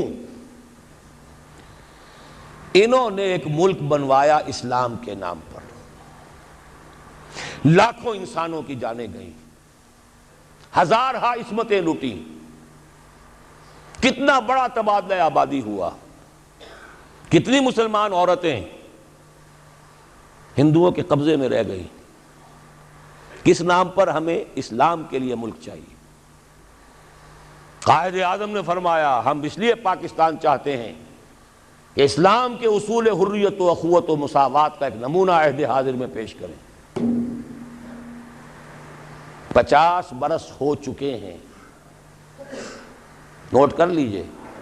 2 حساب ہیں نا، ایک ہے شمسی، ایک ہے قمری۔ قمری کے حساب سے 50 برس ہو چکے، 9 مہینے زائد ہو چکے ہیں۔ شمسی حساب سے 50 برس میں 9 مہینے کم ہیں، بس اتنا ہی فرق ہے۔ اگلے اگست میں ہو جائے گا نا 50 برس کرسچین ایرا سے، 1997 1947 اگست تک کتنے مہینے رہ گئے؟ اور قمری حساب سے جو گزشتہ رمضان مبارک تھا اس کی 27ویں کو 50 مکمل ہو چکے، آگے 9 مہینے اور گزر چکے۔ ہم بالکل بیچ میں بیٹھے اس وقت۔ تو اسلام کہاں ہے؟ پاکستان بننے کے بعد ایمانداری سے دیکھیے کس چیز میں اضافہ ہوا ہے۔ بدمعاشی، عیاشی، جھوٹ، فحاشی، عریانی، بے پردگی، غبن، بد امنی، لوٹ مار، بڑے سے بڑے جرائم، گھناونے سے گھناونے جرائم، سب میں اضافہ۔ وہ اصول حریت و اخوت مساوات کہاں ہیں؟ ساری معیشت سود پر، اللہ اور اس کے رسول کے خلاف اعلان جنگ۔ آج ہم IMF کی ایک اسامی ہے، کورٹ آف وارڈ ہے، کتنے کھل کر باتیں ہمارے وزراء کر رہے ہیں۔ ہمارے لیے کوئی اور چارہ کار ہے ہی نہیں۔ میں ابھی سکھر میں تھا، وہاں ایک مذاکرہ دیکھنے کا مجھے موقع مل گیا ٹی وی پر۔ صاف کہہ رہے تھے وہ دانشور، وہ تو ہمارے لیے کوئی اور چارہ کار نہیں، ہمارے لیے مفید یہی ہے جو کچھ ہو رہا ہے۔ IMF ہی ہمیں بچائے گا، اور واقعتاً بچائے گا۔ کیوں بچائے گا؟ آپ کے لیے نہیں بچائے گا، اپنے لیے بچائے گا۔ اسے آپ کے اندر سے اپنا خون نکالنا ہے۔ اگر مرنے دیں گے تو خون کہاں سے لیں گے؟ they will keep you۔ لیکن رکھیں گے اسی طریقے سے کہ خون کشید کرتے چلے جائیں، کبھی بجلی کا کرایہ، کبھی گاڑیوں کا کرایہ، کبھی اس کا کرایہ، کبھی اس کا کرایہ، کبھی اس کا ریٹ، کبھی اس کا ریٹ، کبھی ڈاک کے ریٹ، خون چوسنے کے لیے۔ یہ صورتحال جو ہے یہ ہماری آخر کس کی ہے؟ کس نے کیا یہ؟ کیا اللہ ظالم ہے؟ کیا ہم مجرم نہیں ہیں اس کے؟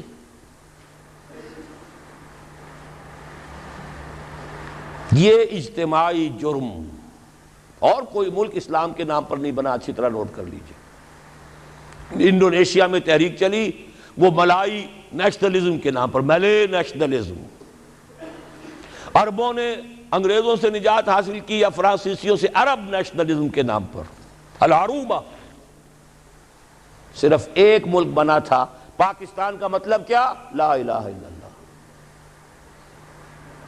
اور آج یہی وجہ ہے کہ کم سے کم عربوں کے ہاں خوشحالی تو ہے، جو ذلت آئی ہے ابھی ان پر، اور مسکنت آئی ہے، کر کچھ نہیں سکتے، بے بس ہو گئے ہیں۔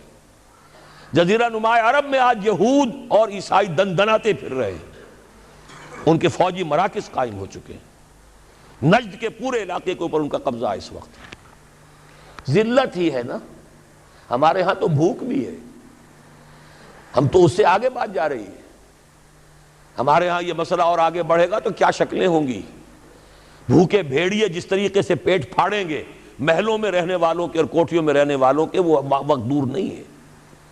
یہ عذاب الہی کی شکل، جیسے کہ فرمایا گیا سورہ انعام میں، قُلْ هُوَ الْقَادِرُ أَن يَبْعَثَ عَلَيْكُمْ عَذَابًا مِّن فَوْقِكُمْ أَوْ مِّن تَحْتِ أَرْجُلِكُمْ أَوْ يَلْبِسَكُمْ شِيَعًا وَيُذِيقَ بَعْضَكُمْ بَأْسَ بَعْضٍ۔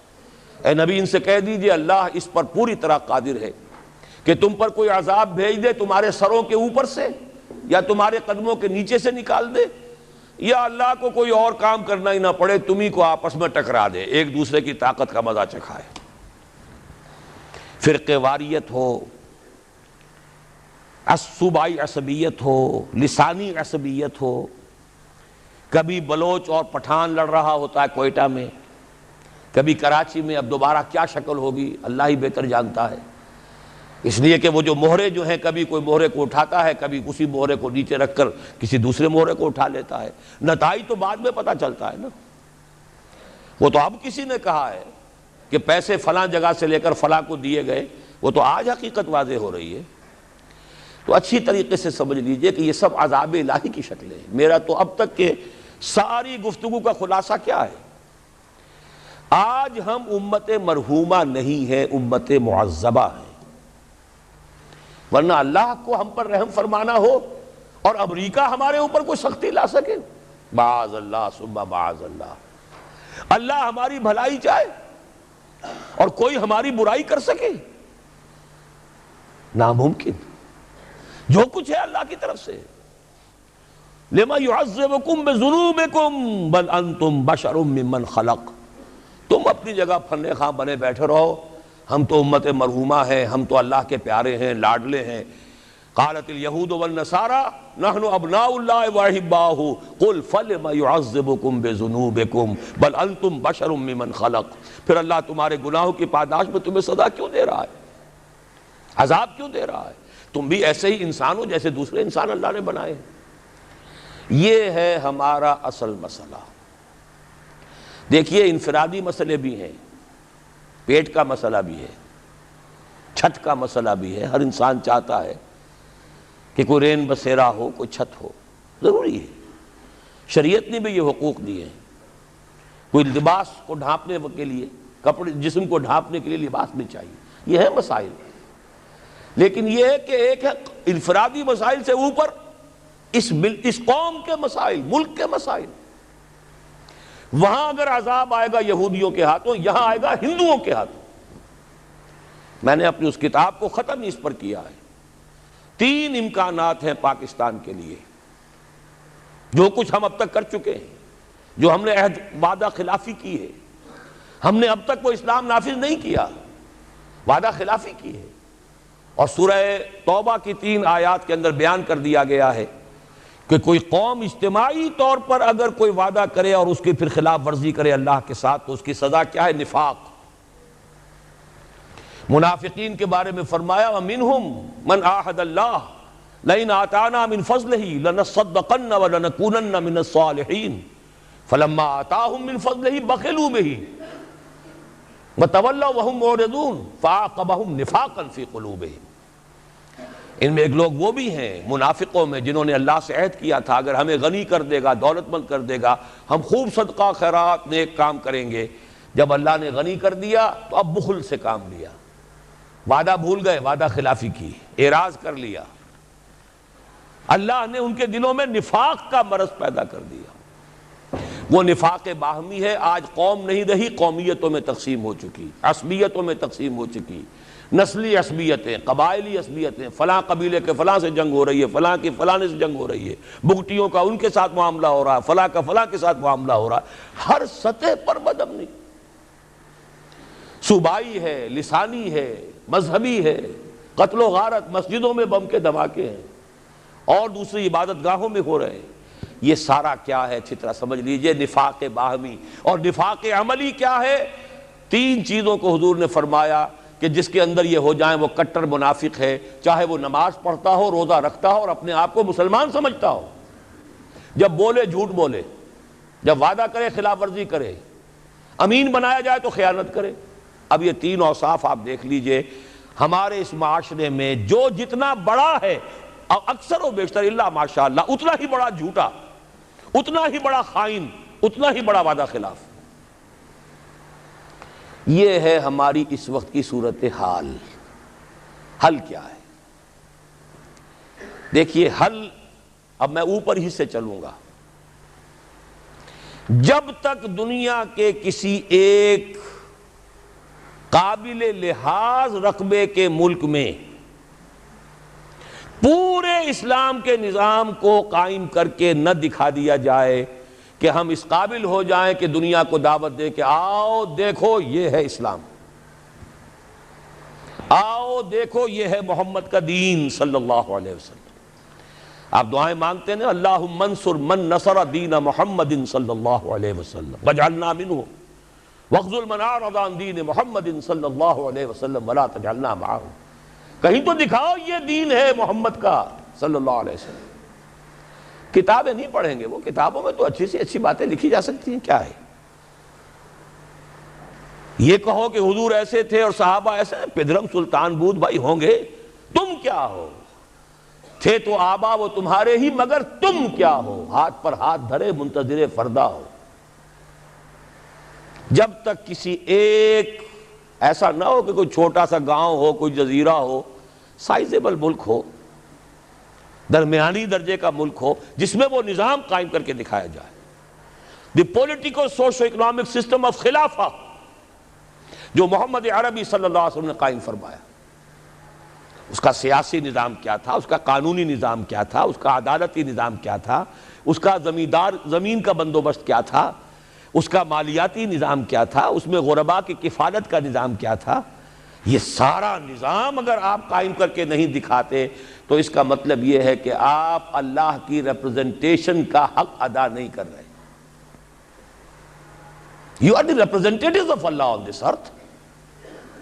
کتاب آپ کے پاس ہے، قرآن آپ کے پاس ہے، نبی کے نام لیوا ہی نہیں، ٹھیکیدار آپ ہیں۔ سارے نبیوں سے افضل ہمارا نبی، سارے نبیوں سے افضل ہمارا نبی، یہ ترانے گانے سے تو نہیں بات بنتی، ذرا ان کا کوئی کردار، ان کے جھلک کوئی اپنے اخلاق میں، اپنے کردار میں بھی تو دکھاؤ، اپنے معاشرے میں بھی تو دکھاؤ۔ یقیناً افضل ہیں، اس میں کیا شک ہے، سید البشر ہیں، افضل المرسلین ہیں، اکمل الرسل ہیں، خاتم النبیین ہیں، کیا شک ہے اس میں، لیکن دکھاؤ تو صحیح بھائی۔ تو جب تک ہم یہ نہیں کرتے ہم مجرم ہیں، ہماری سزا شکلیں بدلے گی، پڑھتے رہیں گے کوڑے۔ اچھی طرح سن لیجیے، کبھی وہ کوڑا افغانستان میں ہوگا، کبھی وہ کشمیر میں ہوگا، کبھی اریٹیریا میں ہوگا، کہیں فلپائنز میں ہوگا، کبھی چچنیا میں ہوگا، کبھی بوسنیا میں ہوگا، کبھی صومالیہ میں ہوگا، کبھی کہیں اور ہوگا، کبھی عراق میں ہوگا، وہ کوڑے پڑتے رہیں، ہے تو ایک ہی جسد ہے نا امت محمد کا۔ جہاں تک ذلت ہے، مسکنت ہے، بے وقاری ہے، وہ تو پوری امت کی ہے، باقی تو وہ اضافی کوڑے ہیں نا، ذلت تو ہے ہی ہے، ذلیل تو ہے ہی ہے، کوئی حیثیت ہماری ہے ہی نہیں۔ پوری دنیا کو کنٹرول کرنے والے G15 یا G7، اور کوئی مسلمان ملک جیسے ہم کہتے ہیں نہ 3 میں نہ 13 میں، نہ G15 میں ہے اور نہ G7 میں، کنٹرول تو وہ کر رہے ہیں۔ سیکیورٹی کونسل اور اس میں ویٹو ہے کسی مسلمان کے پاس؟ ایٹم بم پاکستان کو سب سے زیادہ جو اس وقت مورچہ بنایا ہے، کیوں بنایا ہے؟ یہاں اندیشہ ہے ایٹم بم کا۔ اسرائیل کو اگر کوئی کنفرنٹ کر سکتی ہے کوئی قوم تو وہ صرف پاکستان، یہی تو وجہ ہے۔ تو اب اچھی طرح سمجھ لیجئے، پہلی بات تو یہ ہے کہ جب تک دنیا کے کسی نہ کسی ایک قابل لحاظ رقبے کے ملک پر اللہ کا دین عملاً قائم کر کے ہم نہیں دکھائیں گے، وہ فرض کفایہ ہو جائے گا پوری امت کی طرف سے۔ اگر ایک جگہ بھی ہم دکھا دیں، آؤ بھائی یہ کھلے ہوئے دروازے، آؤ دیکھو with your own eyes, come here and see for yourself, this is Islam, this is the رحمت of محمد صلی اللہ علیہ وسلم، وما ارسلناک الا رحمۃ للعالمین، آؤ دیکھو اپنی آنکھوں سے رحمت للعالمین کے مظاہر دیکھو۔ پہلی بات تو یہ ہوئی۔ دوسری بات، اب آ گیا نیچے اتر کر ایک سیڑھی، سب سے زیادہ جس کام کے لیے اللہ تعالیٰ نے مواقع عطا کیے وہ ہمیں کیے۔ چند چیزیں میں گنوا دینا چاہتا ہوں۔ ختم نبوت کے بعد سب سے بڑا دینی منصب مجددین امت، ان اللہ یبعث فی ہذہ الامہ علی راس کل 100 عام من یجدد لہا دینہا۔ 1000 برس تک سارے مجددین عالم عرب میں آئے، اور 11ویں صدی سے شروع ہو گئے ہندوستان میں مجدد الفسانی رحمت اللہ علیہ، شاہ ولی اللہ دہلوی رحمت اللہ علیہ، سید احمد بریلوی رحمت اللہ علیہ، پھر 14ویں صدی میں حضرت شیخ الہند، علامہ اقبال جیسا مفکر، مولانا مودودی جیسا مصنف، مولانا الیاس جیسا مبلغ، پوری دنیا میں کہیں نظر نہیں آئے گا۔ کوئی وجہ تو ہے، اللہ نے سلیکٹ کیا ہے۔ ان اللہ اصطفیٰ آدم و نوحا وآل ابراہیم وآل عمران علی العالمین، اللہ چن لیا کرتا ہے نا۔ پھر خلافت ختم ہوئی تو تحریک صرف یہاں چلی، کہیں چلی اور کتنی غیرت تھی، کتنے لوگوں نے جیلوں کے اندر جا کر جو ہے جیلوں کو آباد کیا، کتنوں نے ہجرت کر لی، چلے گئے افغانستان چلے گئے۔ یہ تو اس صدی کی تاریخ ہے، بدقسمتی ہماری ہے کہ ہم اس سے بھی واقف نہیں۔ بولی اماں محمد علی کی جان بیٹا خلافت پہ دے دو، ساتھ ہیں تیرے شوکت علی بھی جان بیٹا خلافت پہ دے دو، اس سے پورا ہندوستان گونج گیا تھا، گاندھی شریک ہوا۔ وہ تو جیسا میں بتا چکا ہوں، وہ ایک ترک کے ہاتھوں ہی خاد کام ختم کرا لیا۔ اب کیا کرو گے تم، مدعی سست گواہ چست۔ پھر پوری دنیا میں مسلمان ممالک آزادی ہوئے، بظاہر آزاد، حقیقتاً تو کوئی بھی ابھی آزاد نہیں۔ ظاہری آزادی جو ملی ہے تو اس میں صرف ایک ملک کے لیے اسلام کا نعرہ لگا، پاکستان کا مطلب کیا، لا الہ الا اللہ، کہیں اور نہیں۔ پھر پاکستان بنا ہے تو معجزہ، پوری دنیا مانتی ہے کہ معجزہ، کسی حساب کتاب میں نہیں۔ میری کتاب ہے استحکام پاکستان، میں نے ثابت کیا ہے، تمدن، سیاست، ریاست کے کسی اصول سے ثابت نہیں کیا جا سکتا کہ پاکستان بننا چاہیے تھا۔ It is a miracle. پھر پاکستان بننے کے بعد اتنا بڑا میریکل ہوا ہے، 10 کروڑ تھے ہم اس وقت، مشرقی اور مغربی پاکستان دونوں کے ملا کر، اور 10 کروڑ عوام کی نمائندہ دستور ساز اسمبلی نے فیصلہ کیا حاکمیت اللہ کے لیے ہے، ہمارے لیے نہیں ہے۔ قرارداد مقاصد، سروری زیبا فقط اس ذات بے ہمتا کو ہے، حکمراں ہے ایک وہی باقی بتان آزری۔ 1949 میں قرارداد مقاصد پاس ہوئی، 1950 میں اور بڑا معجزہ ہو گیا، آج اس کا ہم تصور نہیں کر سکتے۔ شیعہ، سنی، دیوبندی، بریلوی، جماعت اسلامی، اہل حدیث، 6 جماعتوں اور 6 فرقوں یا 6 مکاتب فکر کی ٹاپ کی قیادت، نیچے کے بچڑ بھئیے نہیں، ٹاپ کے لوگ، 31 علماء، اور انہوں نے دستور کے لیے 22 اصول دے دیے کہ اس پر ہم متفق ہیں، ہمارا کوئی اختلاف نہیں۔ مفتی جعفر حسین مجتہد، حافظ کفایت حسین ان کے سب سے بڑے اس زمانے کے واعظ اور ذاکر، ادھر مولانا مودودی جیسی شخصیت، سید سلیمان ندوی جیسی شخصیت، مولانا شفیع، مفتی محمد شفیع صاحب جیسی شخصیت، اور بریلویوں میں مولانا بدایونی، مولانا ابو الحسنات قادری لاہور کے، اہل حدیثوں میں ٹاپ کے، سب ٹاپ کی قیادت نے کہا کہ یہ ہمارے اصول ہیں، کم آن۔ تو سوچنے کی بات ہے، اس کے بعد کہیں کوئی بہت بڑی غلطی ہو گئی۔ بس غلطی کیا ہوئی ہے اچھی طرح سمجھ لیجئے، 2 غلطیاں ہوئی ہیں، پازیٹیو نیگیٹو۔ پازیٹیو غلطی یہ ہوئی کہ ہم نے راستہ انتخاب کا اختیار کر لیا نظام کو بدلنے کے لیے۔ جب تک جماعت اسلامی ایک سیاسی جماعت نہیں تھی، اس نے الیکشن میں حصہ نہیں لیا تھا، دستور اسلامی کا مطالبہ مولانا مودودی نے کیا، لیکن تمام قوم نے اس کا ساتھ دیا۔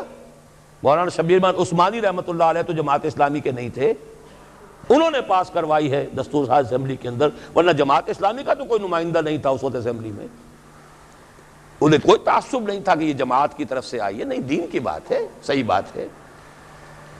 جب آپ الیکشن کے میدان میں آ گئے، اب معلوم ہوا کہ اب آپ نے مذہب کو، اسلام کو ایک پولیٹیکل ایشو، ایک کنٹروورشل ایشو بنا دیا۔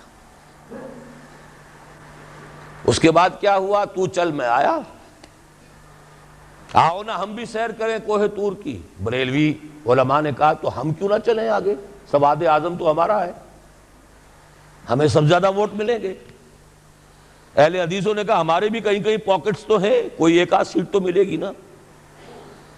دیوبندیوں نے کہا ہمارے بھی علاقے ہیں بہت سے، خاص طور پہ سرحد میں، بلوچستان میں تو ان کے بڑی سالڈ قسم کی جو ہے وہ ان کے فوٹنگز ہے پولیٹیکل۔ نتیجہ کیا نکلا، 4-5 اسلام ہو گئے۔ اسلام کے نام پر ووٹ تقسیم، اور راج کرے گا خالصہ اور کرے نہ کوئی۔ جیت سیکولرزم کی. سیدھی سیدھی باتیں ہیں، یہ سمجھنے کی باتیں ہیں. اگر نہیں سمجھیں گے تو سیدھے راستے پہ دوبارہ نہیں آ سکتے. نیگیٹو جو بات میں کہہ رہا ہوں وہ کیا تھی؟ دیکھیے سن 62 میں ایوب خان پہلا فوجی آمر اس ملک کا، اس نے آئلی قوانین بنائے. آئلی قوانین کو پھر میں گنوا رہا ہوں، دیوبندی، بریلوی، اہل حدیث، جماعت اسلامی، شیعہ، سب کی ٹاپ قیادت نے کہا کہ یہ دخل اندازی ہے اسلام میں، شریعت میں، یہ روز غلط ہے. بعض چیزیں ٹھیک ہے، بعض نہایت غلط ہے. لیکن یہ کہہ کے رہ گئے، ایجیٹیشن نہیں کیا. ایجیٹیشن کیا تو جمہوریت کے لیے کیا، یہ نہیں کہ نہیں یہ مذہبی مسئلہ ہے، یہ دین کا مسئلہ ہے، اس پر جمع ہو کر ایجیٹیشن کیا جائے، جانے دی جائے. اس کے کنٹراسٹ میں دیکھیے، ہندوستان کا مسلمان شاہ بانو کیس حکومت کی طرف سے نہیں تھا، ایک عدالت کا فیصلہ آیا، شریعت اسلامی میں دخل اندازی ہو گئی پرسنل لاء میں، مسلم پرسنل لاء بورڈ بن گیا، ساری جماعتیں جمع ہو گئیں، وہ تحریک چلائی ہے، کئی 100 مسلمانوں نے جانیں دے دی. بالآخر راجیو کی حکومت، خود راجیو کو گھٹنے ٹیک کر یہ قانون پاس کرانا پڑا لوک سبھا سے کہ ہندوستان کی کوئی عدالت انکلوڈنگ سپریم کورٹ مسلمانوں کے فیملی لاز میں دخل نہیں دے سکتی. ایک وہ ہے جنہیں تصویر بنا آتی ہے، ایک ہم ہیں کہ لیا اپنی بھی صورت کو بگاڑ. ایجیٹیشن دینی ایشو پر نہیں ہوا، ایجیٹیشن ہوا جمہوریت لاؤ، جمہوریت لاؤ، جمہوریت لاؤ. وہ جمہوریت آئی تو ذوالفقار علی بھٹو کی آئی. جب سیکولر لوگوں نے مل کر وہ تحریک چلائی اور دینی کارکن دینی لگے، محنتیں انہوں نے کی، جماعتیں وہ تھیں، لیکن یہ ہے کہ نتیجہ کیا نکلا؟ ایوب خان کی ٹانگ گھسیٹی گئی، بھٹو صاحب آ گئے. بھٹو کی ٹانگ گھسیٹی، مارشل اللہ صاحب آ گئے. مارشل اللہ کا کوئی معاملہ ختم ہوا. پھر یہ ہے وہ ایک وشس سرکل جس میں ہم گرفتار ہیں. گویا کہ اب ہمیں دوبارہ سوچنا ہوگا. جو وقت بھی میں کہہ رہا تھا، بات رک گئی میری اس وقت کہ میں نے اپنی اس کتاب کو معین کیا ہے، ختم کیا ہے، سابقہ اور موجودہ مسلمان امتوں کا ماضی، حال اور مستقبل، کہ 3 امکانات ہیں پاکستان کے لیے. میں نہیں جانتا کہ کیا شکل ہوگی. یا تو یہ ہے کہ اللہ تعالیٰ اس قوم پر بڑی بھلائی فرمائے اور اس قوم کو اجتماعی توبہ کی توفیق دے دے، جیسے حضرت یونس علیہ السلام کی قوم پر سے عذاب ٹل گیا تھا. عذاب کے آثار شروع ہو جانے کے بعد الا قوم یونس، یہ تو بہترین بات ہے جو ہم پسند کر سکتے ہیں، لیکن اس کی کچھ شرائط ہیں، کچھ کڑیاں ہیں، اس کی وہ میں بعد میں بتاؤں گا. آثار نہیں ہیں توبہ کے، کوئی آثار نہیں. دوسری بات یہ ہو سکتی ہے، اللہ نہ کرے، لیکن یہ کہ اس کو لیے بھی میں سمجھتا ہوں بڑے نفع کا سودا ہوگا، ایک دفعہ کوئی شیکنگ ہماری ایسی ہو کہ جو حال مست اور مال مست جو ہیں ان کو دن میں تارے نظر آ جائیں. ایک دفعہ شاید اللہ توبہ اسی طریقے سے توفیق دے دے. وَلَنُذِيقَنَّهُم مِّنَ الْعَذَابِ الْأَدْنَىٰ دُونَ الْعَذَابِ الْأَكْبَرِ لَعَلَّهُمْ يَرْجِعُونَ. سورہ سجدہ میں فرمایا گیا ہم انہیں چھوٹے عذاب کا مزہ چکھائیں گے بڑے عذاب سے پہلے. بڑا عذاب تو قوم کو ختم کر دیتا ہے، چھوٹا عذاب جو جگا دے، ہوش میں آ جائے. لعلہم یرجعون. یہ جو مال مست ہیں اور حال مست ہیں اور عیش مست ہیں، ان بستیوں کو ذرا جھنجھوڑنے کے لیے کسی وقت جو ہے اللہ تعالیٰ یہ بھی کرتا ہے. لیکن اگر اس پہ بھی ہم جاگ جائیں تو بہت بڑی نفع کی بات ہے، کیونکہ سن 71 اب 25 برس ہو رہے ہیں، پھر 16 دسمبر آ رہی ہے، پورے 25 برس ہو جائیں گے. 71 اور 96. لیکن اس شیکنگ کو ہم نے محسوس نہیں کیا. ہم سے 1000 میل دور ہوتا رہا. 93,000 ہمارے قیدی آ گئے، تھوڑے تھوڑے چھوٹ کر آ گئے، پھر بس گئے. کچھ پتہ نہیں چلا لوگوں کو، شب و روز میں کوئی فرق واقع نہیں ہوا. اپنے دھندوں میں، اپنی مصروفیات میں، اپنی مشغولیات میں، اپنی دلچسپیوں میں، اپنے مشاغل میں کوئی فرق نہیں ہوا. شاید کہ کوئی دوسری پکڑ جو ہے، دوسری جھنجھوڑ، وَزُلْزِلُوا زِلْزَالًا شَدِيدًا، کوئی بات آ جائے پھر بھی جاگ جائیں تو بڑے نفع کا سودا ہے۔ اور تیسری بات آپ کو بتا رہا ہوں، ہو سکتا ہے کہ جس طرح تاتاریوں کے ہاتھوں کروڑوں مسلمان قتل ہوا تھا، ہندوؤں کے ہاتھوں کروڑوں یا لاکھوں مسلمان پاکستانی ختم ہوں، لیکن پھر یقیناً اللہ تعالیٰ ان ہندوؤں کو توفیق دے دے گا کہ وہ اسلام لے آئیں، ہوگا اسی خطہ زمین سے۔ اس لیے کہ 400 برس سے اللہ نے مجددین جو بھیجے وہ اسی خطے میں بھیجے۔ مجدد الفسانی سرحد میں دفن ہے، شاہ ولی اللہ دلی میں دفن ہے، سید احمد بریلوی شاہ اسماعیل شہید بالا کوٹ میں ہے، اقبال لاہور میں دفن ہے۔ یہ جو چیزیں ہیں یہ کوئی ہوتی ہے بات ہے؟ آیا فتنہ تاتار کے افسانے سے پاسباں مل گئے کعبے کو صنم خانے سے۔ تاتاریوں نے کروڑوں مسلمان کو قتل کیا، اسلام نے تاتاریوں کو فتح کر لیا۔ آج بھی ہو سکتا ہے، history can repeat it self, لیکن یہ مجھے یقین ہے کہ اسی خطے سے ہوگا۔ تو کیوں نہ ابھی سے کمر کس لیں، کیوں عذاب الہی کو دعوت دیں؟ وہ کیسے ہوگا؟ اس کے لیے پھر اب وہی لفظ استعمال کر رہا ہوں، توبہ۔ لیکن توبہ کو اب نیچے سے لے کے چلنا ہوگا۔ سب سے پہلے انفرادی توبہ، یا ایھا الذین آمنوا توبوا الی اللہ توبۃ نصوحا۔ اپنی زندگیوں میں دیکھیے کیا چیز خلاف اسلام ہے، کاروبار میں، معاش میں، دکانداری میں، ملازمت کر رہے ہیں تو کوئی غلط چیزیں استعمال کر رہے ہیں، کوئی رشوت لے رہے ہیں، کوئی لوگوں کو پریشان کر رہے ہیں، کوئی سودی لین دین ہے، سود کے اوپر کاروبار کیا ہوا ہے۔ دیکھیے پوری طرح باریک بینی کر کے اپنی معاش اور معاشرت کو پاک کریں، تب توبہ ہوگی، ورنہ نہیں۔ آپ 1000 دانے کی تسبیح لے کر بیٹھ جائیں، استغفر اللہ ربی من کل ذنب واتوب الیہ، وہ توبہ نہیں ہوگی۔ توبہ ہوگی حرام خوری اور غلط کاموں کو چھوڑ کر۔ الا من تاب وآمن وعمل عملا صالحا فاولئک یبدل اللہ سیئاتہم حسنات۔ اور یہی سب سے مشکل ہے۔ مسلمانوں کو جوش میں لے کر باہر لے آؤ گولیاں کھانے کے لیے، وہ اپنے گریبان کھول دیں گے۔ اپنی زندگیوں میں تبدیلی کرنا یہ سب سے کٹھن، اپنے عیش کو منغص کرنے کے لیے تیار ہونا، اپنے کیریئرز، اپنے کاروبار، اپنی سہولتیں، اپنے عیش، اس کو مسجد تو بنا دی شب بھر میں ایمان کی حرارت والوں نے، من اپنا پرانا پاپی ہے برسوں میں نمازی بن نہ سکا۔ ختم نبوت کی تحریک ہو یا نظام مصطفیٰ کی تحریک ہو، چھاتیاں کھول کر لوگ گولیاں کھانے والے کون ہوتے ہیں عام طور پر؟ عوام الناس، جوش میں، جذبے میں۔ رنگیلا رسول کے اوپر قتل جس نے کیا کون تھا؟ ایک ترخان، ایک کھاتی، ان پڑھ۔ وہ تو جذبہ ان کا ہے جو جوش میں آ جاتا ہے۔ تو سمجھ لیجئے اس بات کو، انفرادی توبہ سے بات شروع ہوگی۔ افراد کے ہاتھوں میں ہے اقوام کی تقدیر، ہر فرد ہے ملت کے مقدر کا ستارہ۔ ہے کام کٹھن، پھر کہہ رہا ہوں، اپنی ذات پر اپنے گھر میں اسلام نافذ کیجئے، اپنے وجود پر اپنے گھر میں شریعت کی تنفیذ ہو، اپنی معاش اور اپنی معاشرت شرعی پردہ نافذ کیجئے۔ دن میں تارے نظر آ جائیں گے، بائیکاٹ ہو جائے گا، رشتہ دار ناراض ہو جائیں گے، آپ کے داماد ناراض ہو جائیں گے۔ کیسے ہو سکتا ہے میں اپنی سالی کے ساتھ پردہ کروں یا میری سالی میرے سامنے نہ آئے؟ کیسے ہو سکتا ہے وہ لڑکی جو ہے دیور سے پردہ کرے اور دیور کے سامنے نہ آئے؟ جبکہ حضور فرماتے ہیں الحم و موت، پردے میں تو سب سے زیادہ سختی جو ہے وہ انہی رشتوں میں ہونی چاہیے۔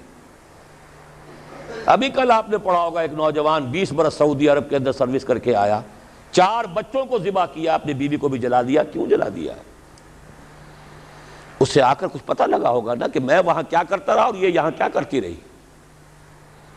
اس سے کم کے اوپر ظاہر بات ہے آدمی اتنا بڑا جرم نہیں کرتا۔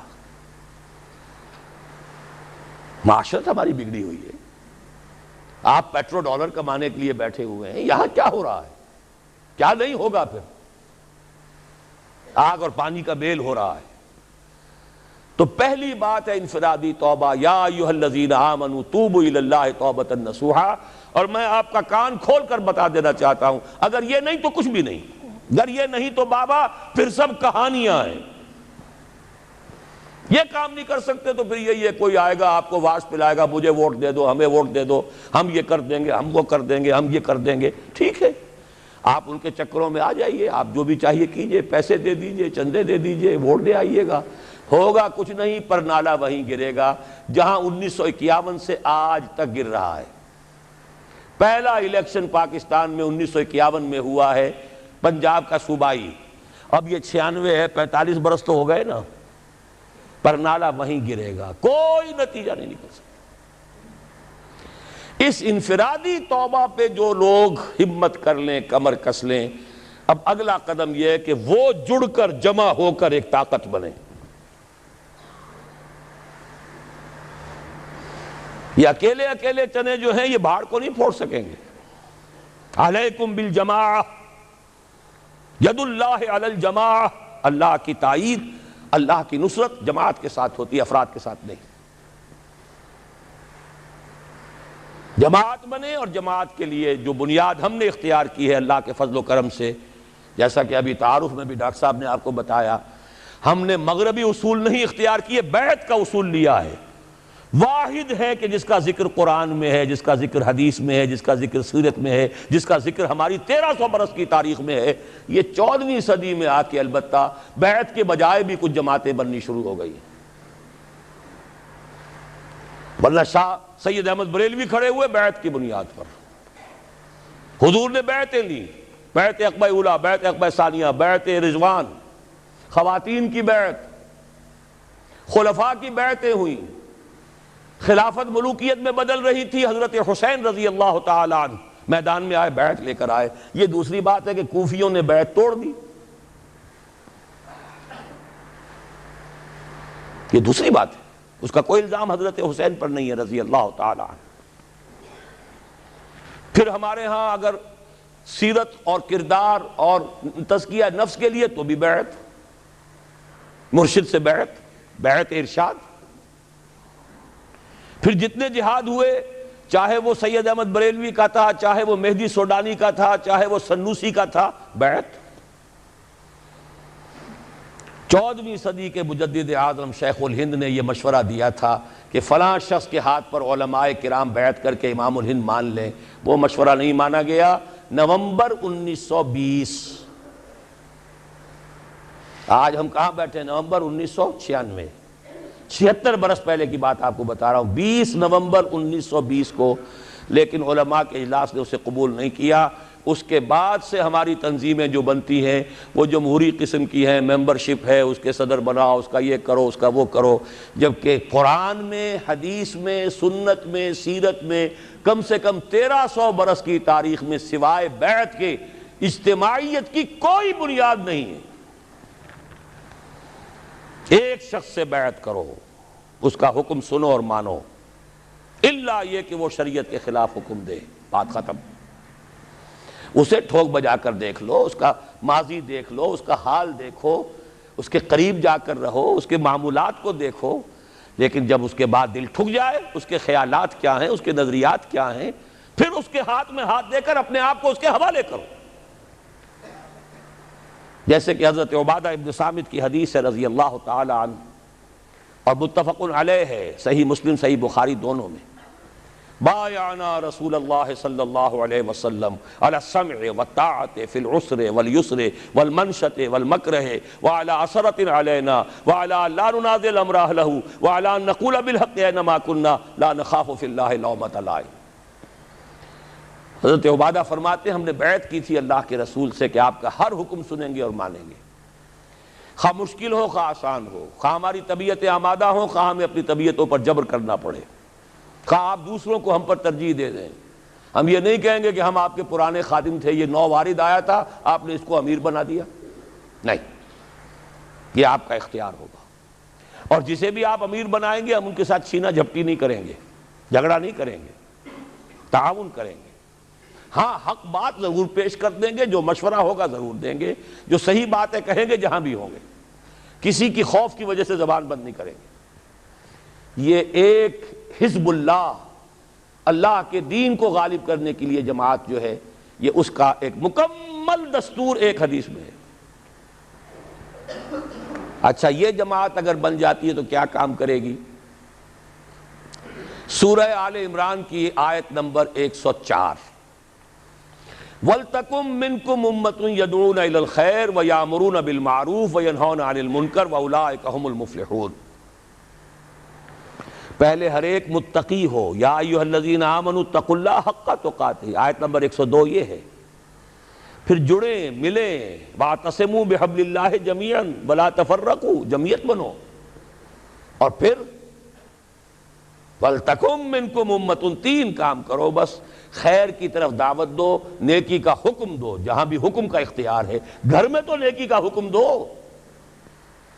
اگر کوئی صاحب حیثیت ہے، چودھری ہے کسی علاقے کا، اپنے محلے میں تو حکم دے، جس کو جو وجاہت، جو حیثیت بھی کہیں حاصل ہے، باس ہے کسی دفتر کے اندر، وہاں تو نیکی کا حکم دے۔ وَيَنْهَوْنَ عَنِ الْمُنْكَرِ، اور بدی سے روکو۔ اس بدی سے روکنے کے پھر تین درجے حدیث میں آئے، من رأى منکم منکرا فلیغیرہ بیدہ فإن لم یستطع فبلسانہ فإن لم یستطع فبقلبہ وذلک اضعف الایمان۔ جو بھی تم میں سے کسی بدی کو دیکھے، برائی کو دیکھے، اس کا فرض ہے کہ ہاتھ سے روکے، طاقت سے روکے۔ اس کی قوت نہ رکھتا ہو زبان سے روکے، اس کی بھی ہمت نہ ہو تو دل میں نفرت ضرور رکھے، اور یہ ایمان کا کمزور ترین درجہ ہے۔ اسی کو دو حصوں میں تقسیم کر لیجئے۔ جب تک طاقت کافی نہیں ہے، زبان ہی سے دعوت الی الخیر ہوگی، زبان ہی سے امر بالمعروف ہوگا، زبان ہی سے نہیں عن المنکر ہوگا، طاقت استعمال نہیں ہوگی۔ جیسے کہ حضور صلی اللہ علیہ وسلم نے پہلے دن کہا یہ بت سب بکواس ہیں، یہ ان کی کوئی حیثیت نہیں، ان ہی الا اسماء سمیتموہا، یہ تم نے نام رکھ چھوڑے، ان کی کوئی حقیقت نہیں، کسی بت کو توڑا نہیں۔ 12 برس تک اسی سے نے کعبہ میں نماز پڑھی ہے جس میں بت رکھے ہوئے تھے، اسی کعبے کا طواف کیا جس میں بت رکھے ہوئے تھے۔ ہجرت کے 7ویں برس عمرہ قضا کرنے گئے ہیں تو اسی کعبے کا طواف کیا جس میں بت رکھے ہوئے تھے، وہی نماز پڑھی ہے جب دائیں بھی بت، بائیں بھی بت، سامنے بھی بت، پیچھے بھی بت۔ ہاں، طاقت کے ساتھ جب گئے اگلے ہی سال سن 8 میں، اب جاتے ہی 10,000 قدوسیوں کے ساتھ جب داخل ہوئے، پہلا کام کیا کیا؟ جاء الحق وزهق الباطل ان الباطل کان زہوقا، ایک ایک بت کو گرایا ہے اور توڑا۔ یہ ہوا، یہ طریقہ ہے، طریقہ نبوی ہے۔ اس موضوع پر میری کتاب جو ہے خطبات خلافت، جو میں نے شروع یہی کیے تھے، کیونکہ خالق دینہ ہال میں جو پہلی تحریک چلی تھی خلافت کی، وہ احتجاجی تحریک تھی کہ انگریز کیوں سازش کر رہے ہیں ہماری خلافت کو ختم کرنے کی۔ اس میں جو ہمارے اکابرین تھے، اس میں مولانا محمد علی جوہر تھے، مولانا حسین احمد مدنی تھے، مولانا ابوالکلام آزاد تھے، ان پر مقدمہ خالق دینہ ہال میں چلا تھا، جس پر سے آپ گزرتے رہتے ہوں گے بندر روڈ پر۔ وہیں سے میں نے 3 سال پہلے خطبات خلافت کا آغاز کیا تھا، 4 دن خطبات تھے۔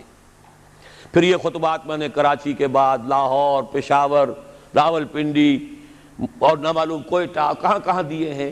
اب وہ کتابی شکل میں بھی شائع کر دیے گئے خطبات خلافت کے نام سے، اور اس کے آخر میں یہ طریقہ کار بھی پورا میں نے بحث کر دی ہے کہ طریقہ کار کیا ہے۔ جب تک طاقت کافی نہیں ہے زبان، جب طاقت کافی ہو جائے گی ایجیٹیشن، گھیراؤ، جلاؤ نہیں، گھیراؤ، پکٹنگ، اب نہیں ہونے دیں گے، یہ حرام کام ہے، نہیں ہونے دیں گے، اس اڈے کو نہیں چلنے دیں گے، ہم بیٹھے ہیں یہاں، پہلے ہم پر گولیاں چلاؤ، یہ سودی کاروبار بینک کا نہیں چلنے دیں گے، یہ اخباروں کو نہیں نکلنے دیں گے ان ننگی تصویروں کے ساتھ۔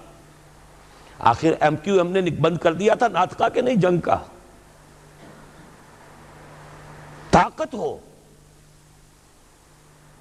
جلاؤ کی ضرورت نہیں، گھراؤ تو کرو۔ اہل تشیع نے 50,000 جا کر جو گھراؤ کیا تھا ضیاء الحق صاحب کی سیکریٹریٹ کا، اور ان سے کتنا بڑا فیصلہ کروا لیا تھا کہ اہل تشیع جو ہے وہ زکوٰۃ آرڈیننس سے مستثنیٰ رہیں گے۔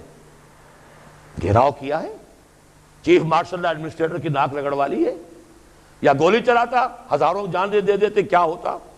فوج میں بھی اہل تشیع ہے، پولیس میں ہے، بیوروکریسی میں، ہر جگہ ہے، کیا آگ لگتی؟ لہذا وہ سمجھدار آدمی تھا، اس نے مونچھ بھی نیچی کر لی، ناک بھی رگڑ دی، اور وہ چیف مارشل لا ایڈمنسٹریٹر، حالانکہ ابھی مارشل لا بوڑھا نہیں ہوا تھا، صرف 3 سال کی عمر تھی، 77 میں آئے تھے اور 80 کا یہ واقعہ ہے۔ منوائی کہ نہیں بات؟ یہ جو غیر مسلح ہے ایجیٹیشن، اور اس کی آخری شکل آئی ہے غیر مسلح بغاوت، سول ڈس اوبیڈینس، جو ایرانیوں نے کر کے دکھائی ہے۔ انتخابات کے ذریعے سے قیامت تک وہاں اسلام نہیں آ سکتا تھا، نہ محض دعوت و تبلیغ سے آ سکتا تھا کہ بس دعوت، اچھی اچھی باتیں، میٹھی میٹھی باتیں سنائے جاؤ، 20-20 لاکھ کے مجمع جمع کیے جاؤ، اس سے اسلام آ جائے گا۔ نہیں آئے گا۔ اگر آ سکتا ہوتا تو محمد الرسول اللہ تو کبھی بھی ہاتھ میں تلوار نہ لیتے۔ کسی مسلمان کا خون تو کجا، کسی کافر کا خون بھی زمین پر نہ گرنے دیتے۔ ان سے بڑا مبلغ، ان سے بڑا مربی، ان سے بڑا مزکی، ان سے بڑا معلم کون ہوگا؟ نہیں، طاقت کا وقت آتا ہے۔ البتہ طاقت 2 طرفہ کی بھی ہوتی ہے، یقاتلون فیقتلون ویقتلون، اللہ کی راہ میں قتال کرتے ہیں، قتل ہوتے بھی ہیں، قتل کرتے بھی۔ ایک طرفہ بھی ہے جو کہ ایرانیوں نے کر کے دکھائی ہے۔ اس پر تفصیل سے بحث میری اس کتاب میں موجود ہے کہ حالات میں کیا فرق ہو گیا ہے۔ آج حکومتیں ہیں، ان کے پاس فوجیں ہیں، ان کے پاس پولیس ہے، ان کے پاس ایئر فورس ہے۔ حافظ الاسد نے ایئر فورس کے ذریعے سے شہر ہما اڑا کے رکھ دیا تھا، کئی ہزار جو ہیں اخوانی ایک دن میں ختم کیے۔ خود پاکستان 2 مرتبہ بلوچستان میں ایئر فورس استعمال کر چکا ہے۔ ابھی جو ہوئی تھی مالاکنڈ کی تحریک، اس میں بھی ہیلی کاپٹرز استعمال ہوئے ہیں۔ تو یہ نہتوں کے خلاف اتنی طاقت جو ہے، ہاں نہتہ میدان میں نکل آئے تو پھر فوج کو بھی ایک وقت تک تو وہ گولی چلاتی ہے، پھر سوچنا پڑتا ہے یہ میری اپنی قوم ہے۔ بھٹو صاحب نے کہا تھا کہ میری کرسی بہت مضبوط ہے، کہاں مضبوط ثابت ہوئی تھی؟ وہ مضبوطی تھی تو فوج کے بل پر تھی۔ جب فوج نے کوڑا جواب دے دیا کہ no more killings, we are not going to shoot anymore, go and have a political settlement، تو بیٹھنا پڑ گیا کہ نہیں؟ کرسی ختم ہو گئی تھی کہ نہیں؟ یہی خطرہ ہو رہا تھا شاہ ایران کو کہ اب یہ فوج جو ہے، جس نے 20-30 ہزار تو مار لیے ایرانی، لیکن یہ کہ اب یہ ان کا رخ میری طرف ہو جائے گا، بھاگا ہے وہاں سے، وہاں اس کا اسلحہ ختم تو نہیں ہو گیا تھا۔ یہ ہے راستہ اس ملک میں اسلام کو لانے کا۔ اب نوٹ کر لیجئے، اگر ہم یہ کام کرتے ہیں تو میرا تجزیہ یہ ہے کہ پورے عالم اسلام میں ہم ہی اس کے لیے سب سے زیادہ مستحق ہیں۔ ان تتوبا الی اللہ فقد سقط قلوبکما، پوری 400 برس کی تاریخ، اس 14ویں صدی ہجری کے عظیم واقعات، تحریک پاکستان، تحریک خلافت، قرارداد مقاصد، یہ پورا بیک گراؤنڈ ملک بنا ہے۔ احادیث میں خبریں موجود ہیں کہ وہ جو آخری شو ڈاؤن ہوگا مڈل ایسٹ میں، جب دجال یہودیوں کا بہت بڑا لیڈر ظاہر ہوگا اور وہ کہے گا میں مسیح ہوں، اور اس وقت جب مسلمانوں کے اوپر بہت سختی آئے گی، ویل للعرب من شر قد اقترب، تو اس وقت جو ہے ایک شخص کو اللہ تعالیٰ امت میں سے اٹھائے گا جو اہل عرب کا لیڈر بنے گا، وہ ہوں گے حضرت مہدی۔ لیکن حضرت مہدی کو مددگار جو ملیں گے وہ مشرق کی طرف سے آئیں گے۔ عرب قوم کھوکھلی ہو چکی ہے، ان میں دم نہیں ہے، دولت نے، عیاشیوں نے انہیں کھوکھلا کر دیا ہے۔ تقریباً پوری عرب قوم کا حال یہ، دولت جو ہے ان کے لیے بہت بڑا ایک اللہ تعالیٰ کی طرف سے عذاب کی شکل ثابت ہوئی۔ اونچے اونچے محل بنا رہے، تطاولون فی البنیان، لیکن جو حالت ہے وہ سب کے سامنے بودے۔ لہذا الفاظ ہیں یخرجون ناس من المشرق یؤطئون للمہدی یعنی سلطانہ، جب مہدی کا ظہور ہوگا عالم عرب میں تو ان کی مدد کے لیے، ان کی حکومت کو قائم کرنے کے لیے فوجیں مشرق سے آئیں گی، اور پاکستان بھی تو مشرق میں ہے عرب کے۔ میرے عرب کو آئی ٹھنڈی ہوا جہاں سے، میرا وطن وہی ہے، میرا وطن وہی ہے۔ لیکن یہ کہ اہل پاکستان ذرا بھول گئے تھے، بھٹک گئے تھے، کبھی بھولی ہوئی منزل بھی یاد آتی ہے راہی کو۔ اب آپ اپنے اس سبق کو یاد کیجئے، جو باتیں میں نے آج عرض کی ہیں ان پر غور کیجئے، سوچئے، سوچ بچار کیجئے۔ تنظیم اسلامی، تحریک خلافت، فوری طور پر ہمارے ساتھ شامل ہونا چاہیں، بیعت کا معاملہ جو ہے ثقیل نظر آئے تو معاون تحریک خلافت کا فارم پر کیجئے، ابھی اس میں بیعت کی ضرورت نہیں ہوتی، لیکن اور قریب آ کر دیکھیے، اگر آپ کو ہمارے خلوص اور اخلاص پر اعتماد ہو، اگر آپ کو ہمارے خیالات اور نظریات سے اتفاق ہو تو پھر شامل ہو جائیے۔ پھر اس کے من انصاری اللہ، کون ہے میرا مددگار اللہ کی راہ میں تو اسی کے لیے گھوم رہا ہوں، اسی کے لیے پھر رہا ہوں، اسی کے لیے 1970 میں نے 71 میں اپنا پروفیشن چھوڑ دیا تھا۔ آج 25 برس پورے ہو چکے، بلکہ 26 ہو گئے، 96 ختم ہو رہا ہے اور وہ تھا 71 کا شروع۔ میں تو اس کے بعد سے سن 54 کا MBBS کیے ہوئے ہوں، لیکن میں نے چھوڑا ہے۔ کیا کیا ہے آپ کو بھی معلوم ہے، ایک ہی نام میرا جو ہے مشہور ہوا، قرآن مجید کا کوئی دیوانہ ہے، قرآن کا مدرس ہے، درس قرآن ہے، چاہے وہ کبھی ہو رہا ہو بڑے بڑے آڈیٹوریمز میں، کہیں چھوٹی چھوٹی مسجدوں میں، کہیں چھوٹے ہالوں میں، کہیں ہماری اکیڈمی بن گئی ہے تو اس میں، لیکن یہ کہ کبھی موقع ملا تھا تو الہدا وہ جو ہے 15 مہینے مسلسل جو ہے الہدا، اور وہ پورے ملک کے ٹیلی ویژن اسٹیشنوں سے ٹیلی کاسٹ ہوا۔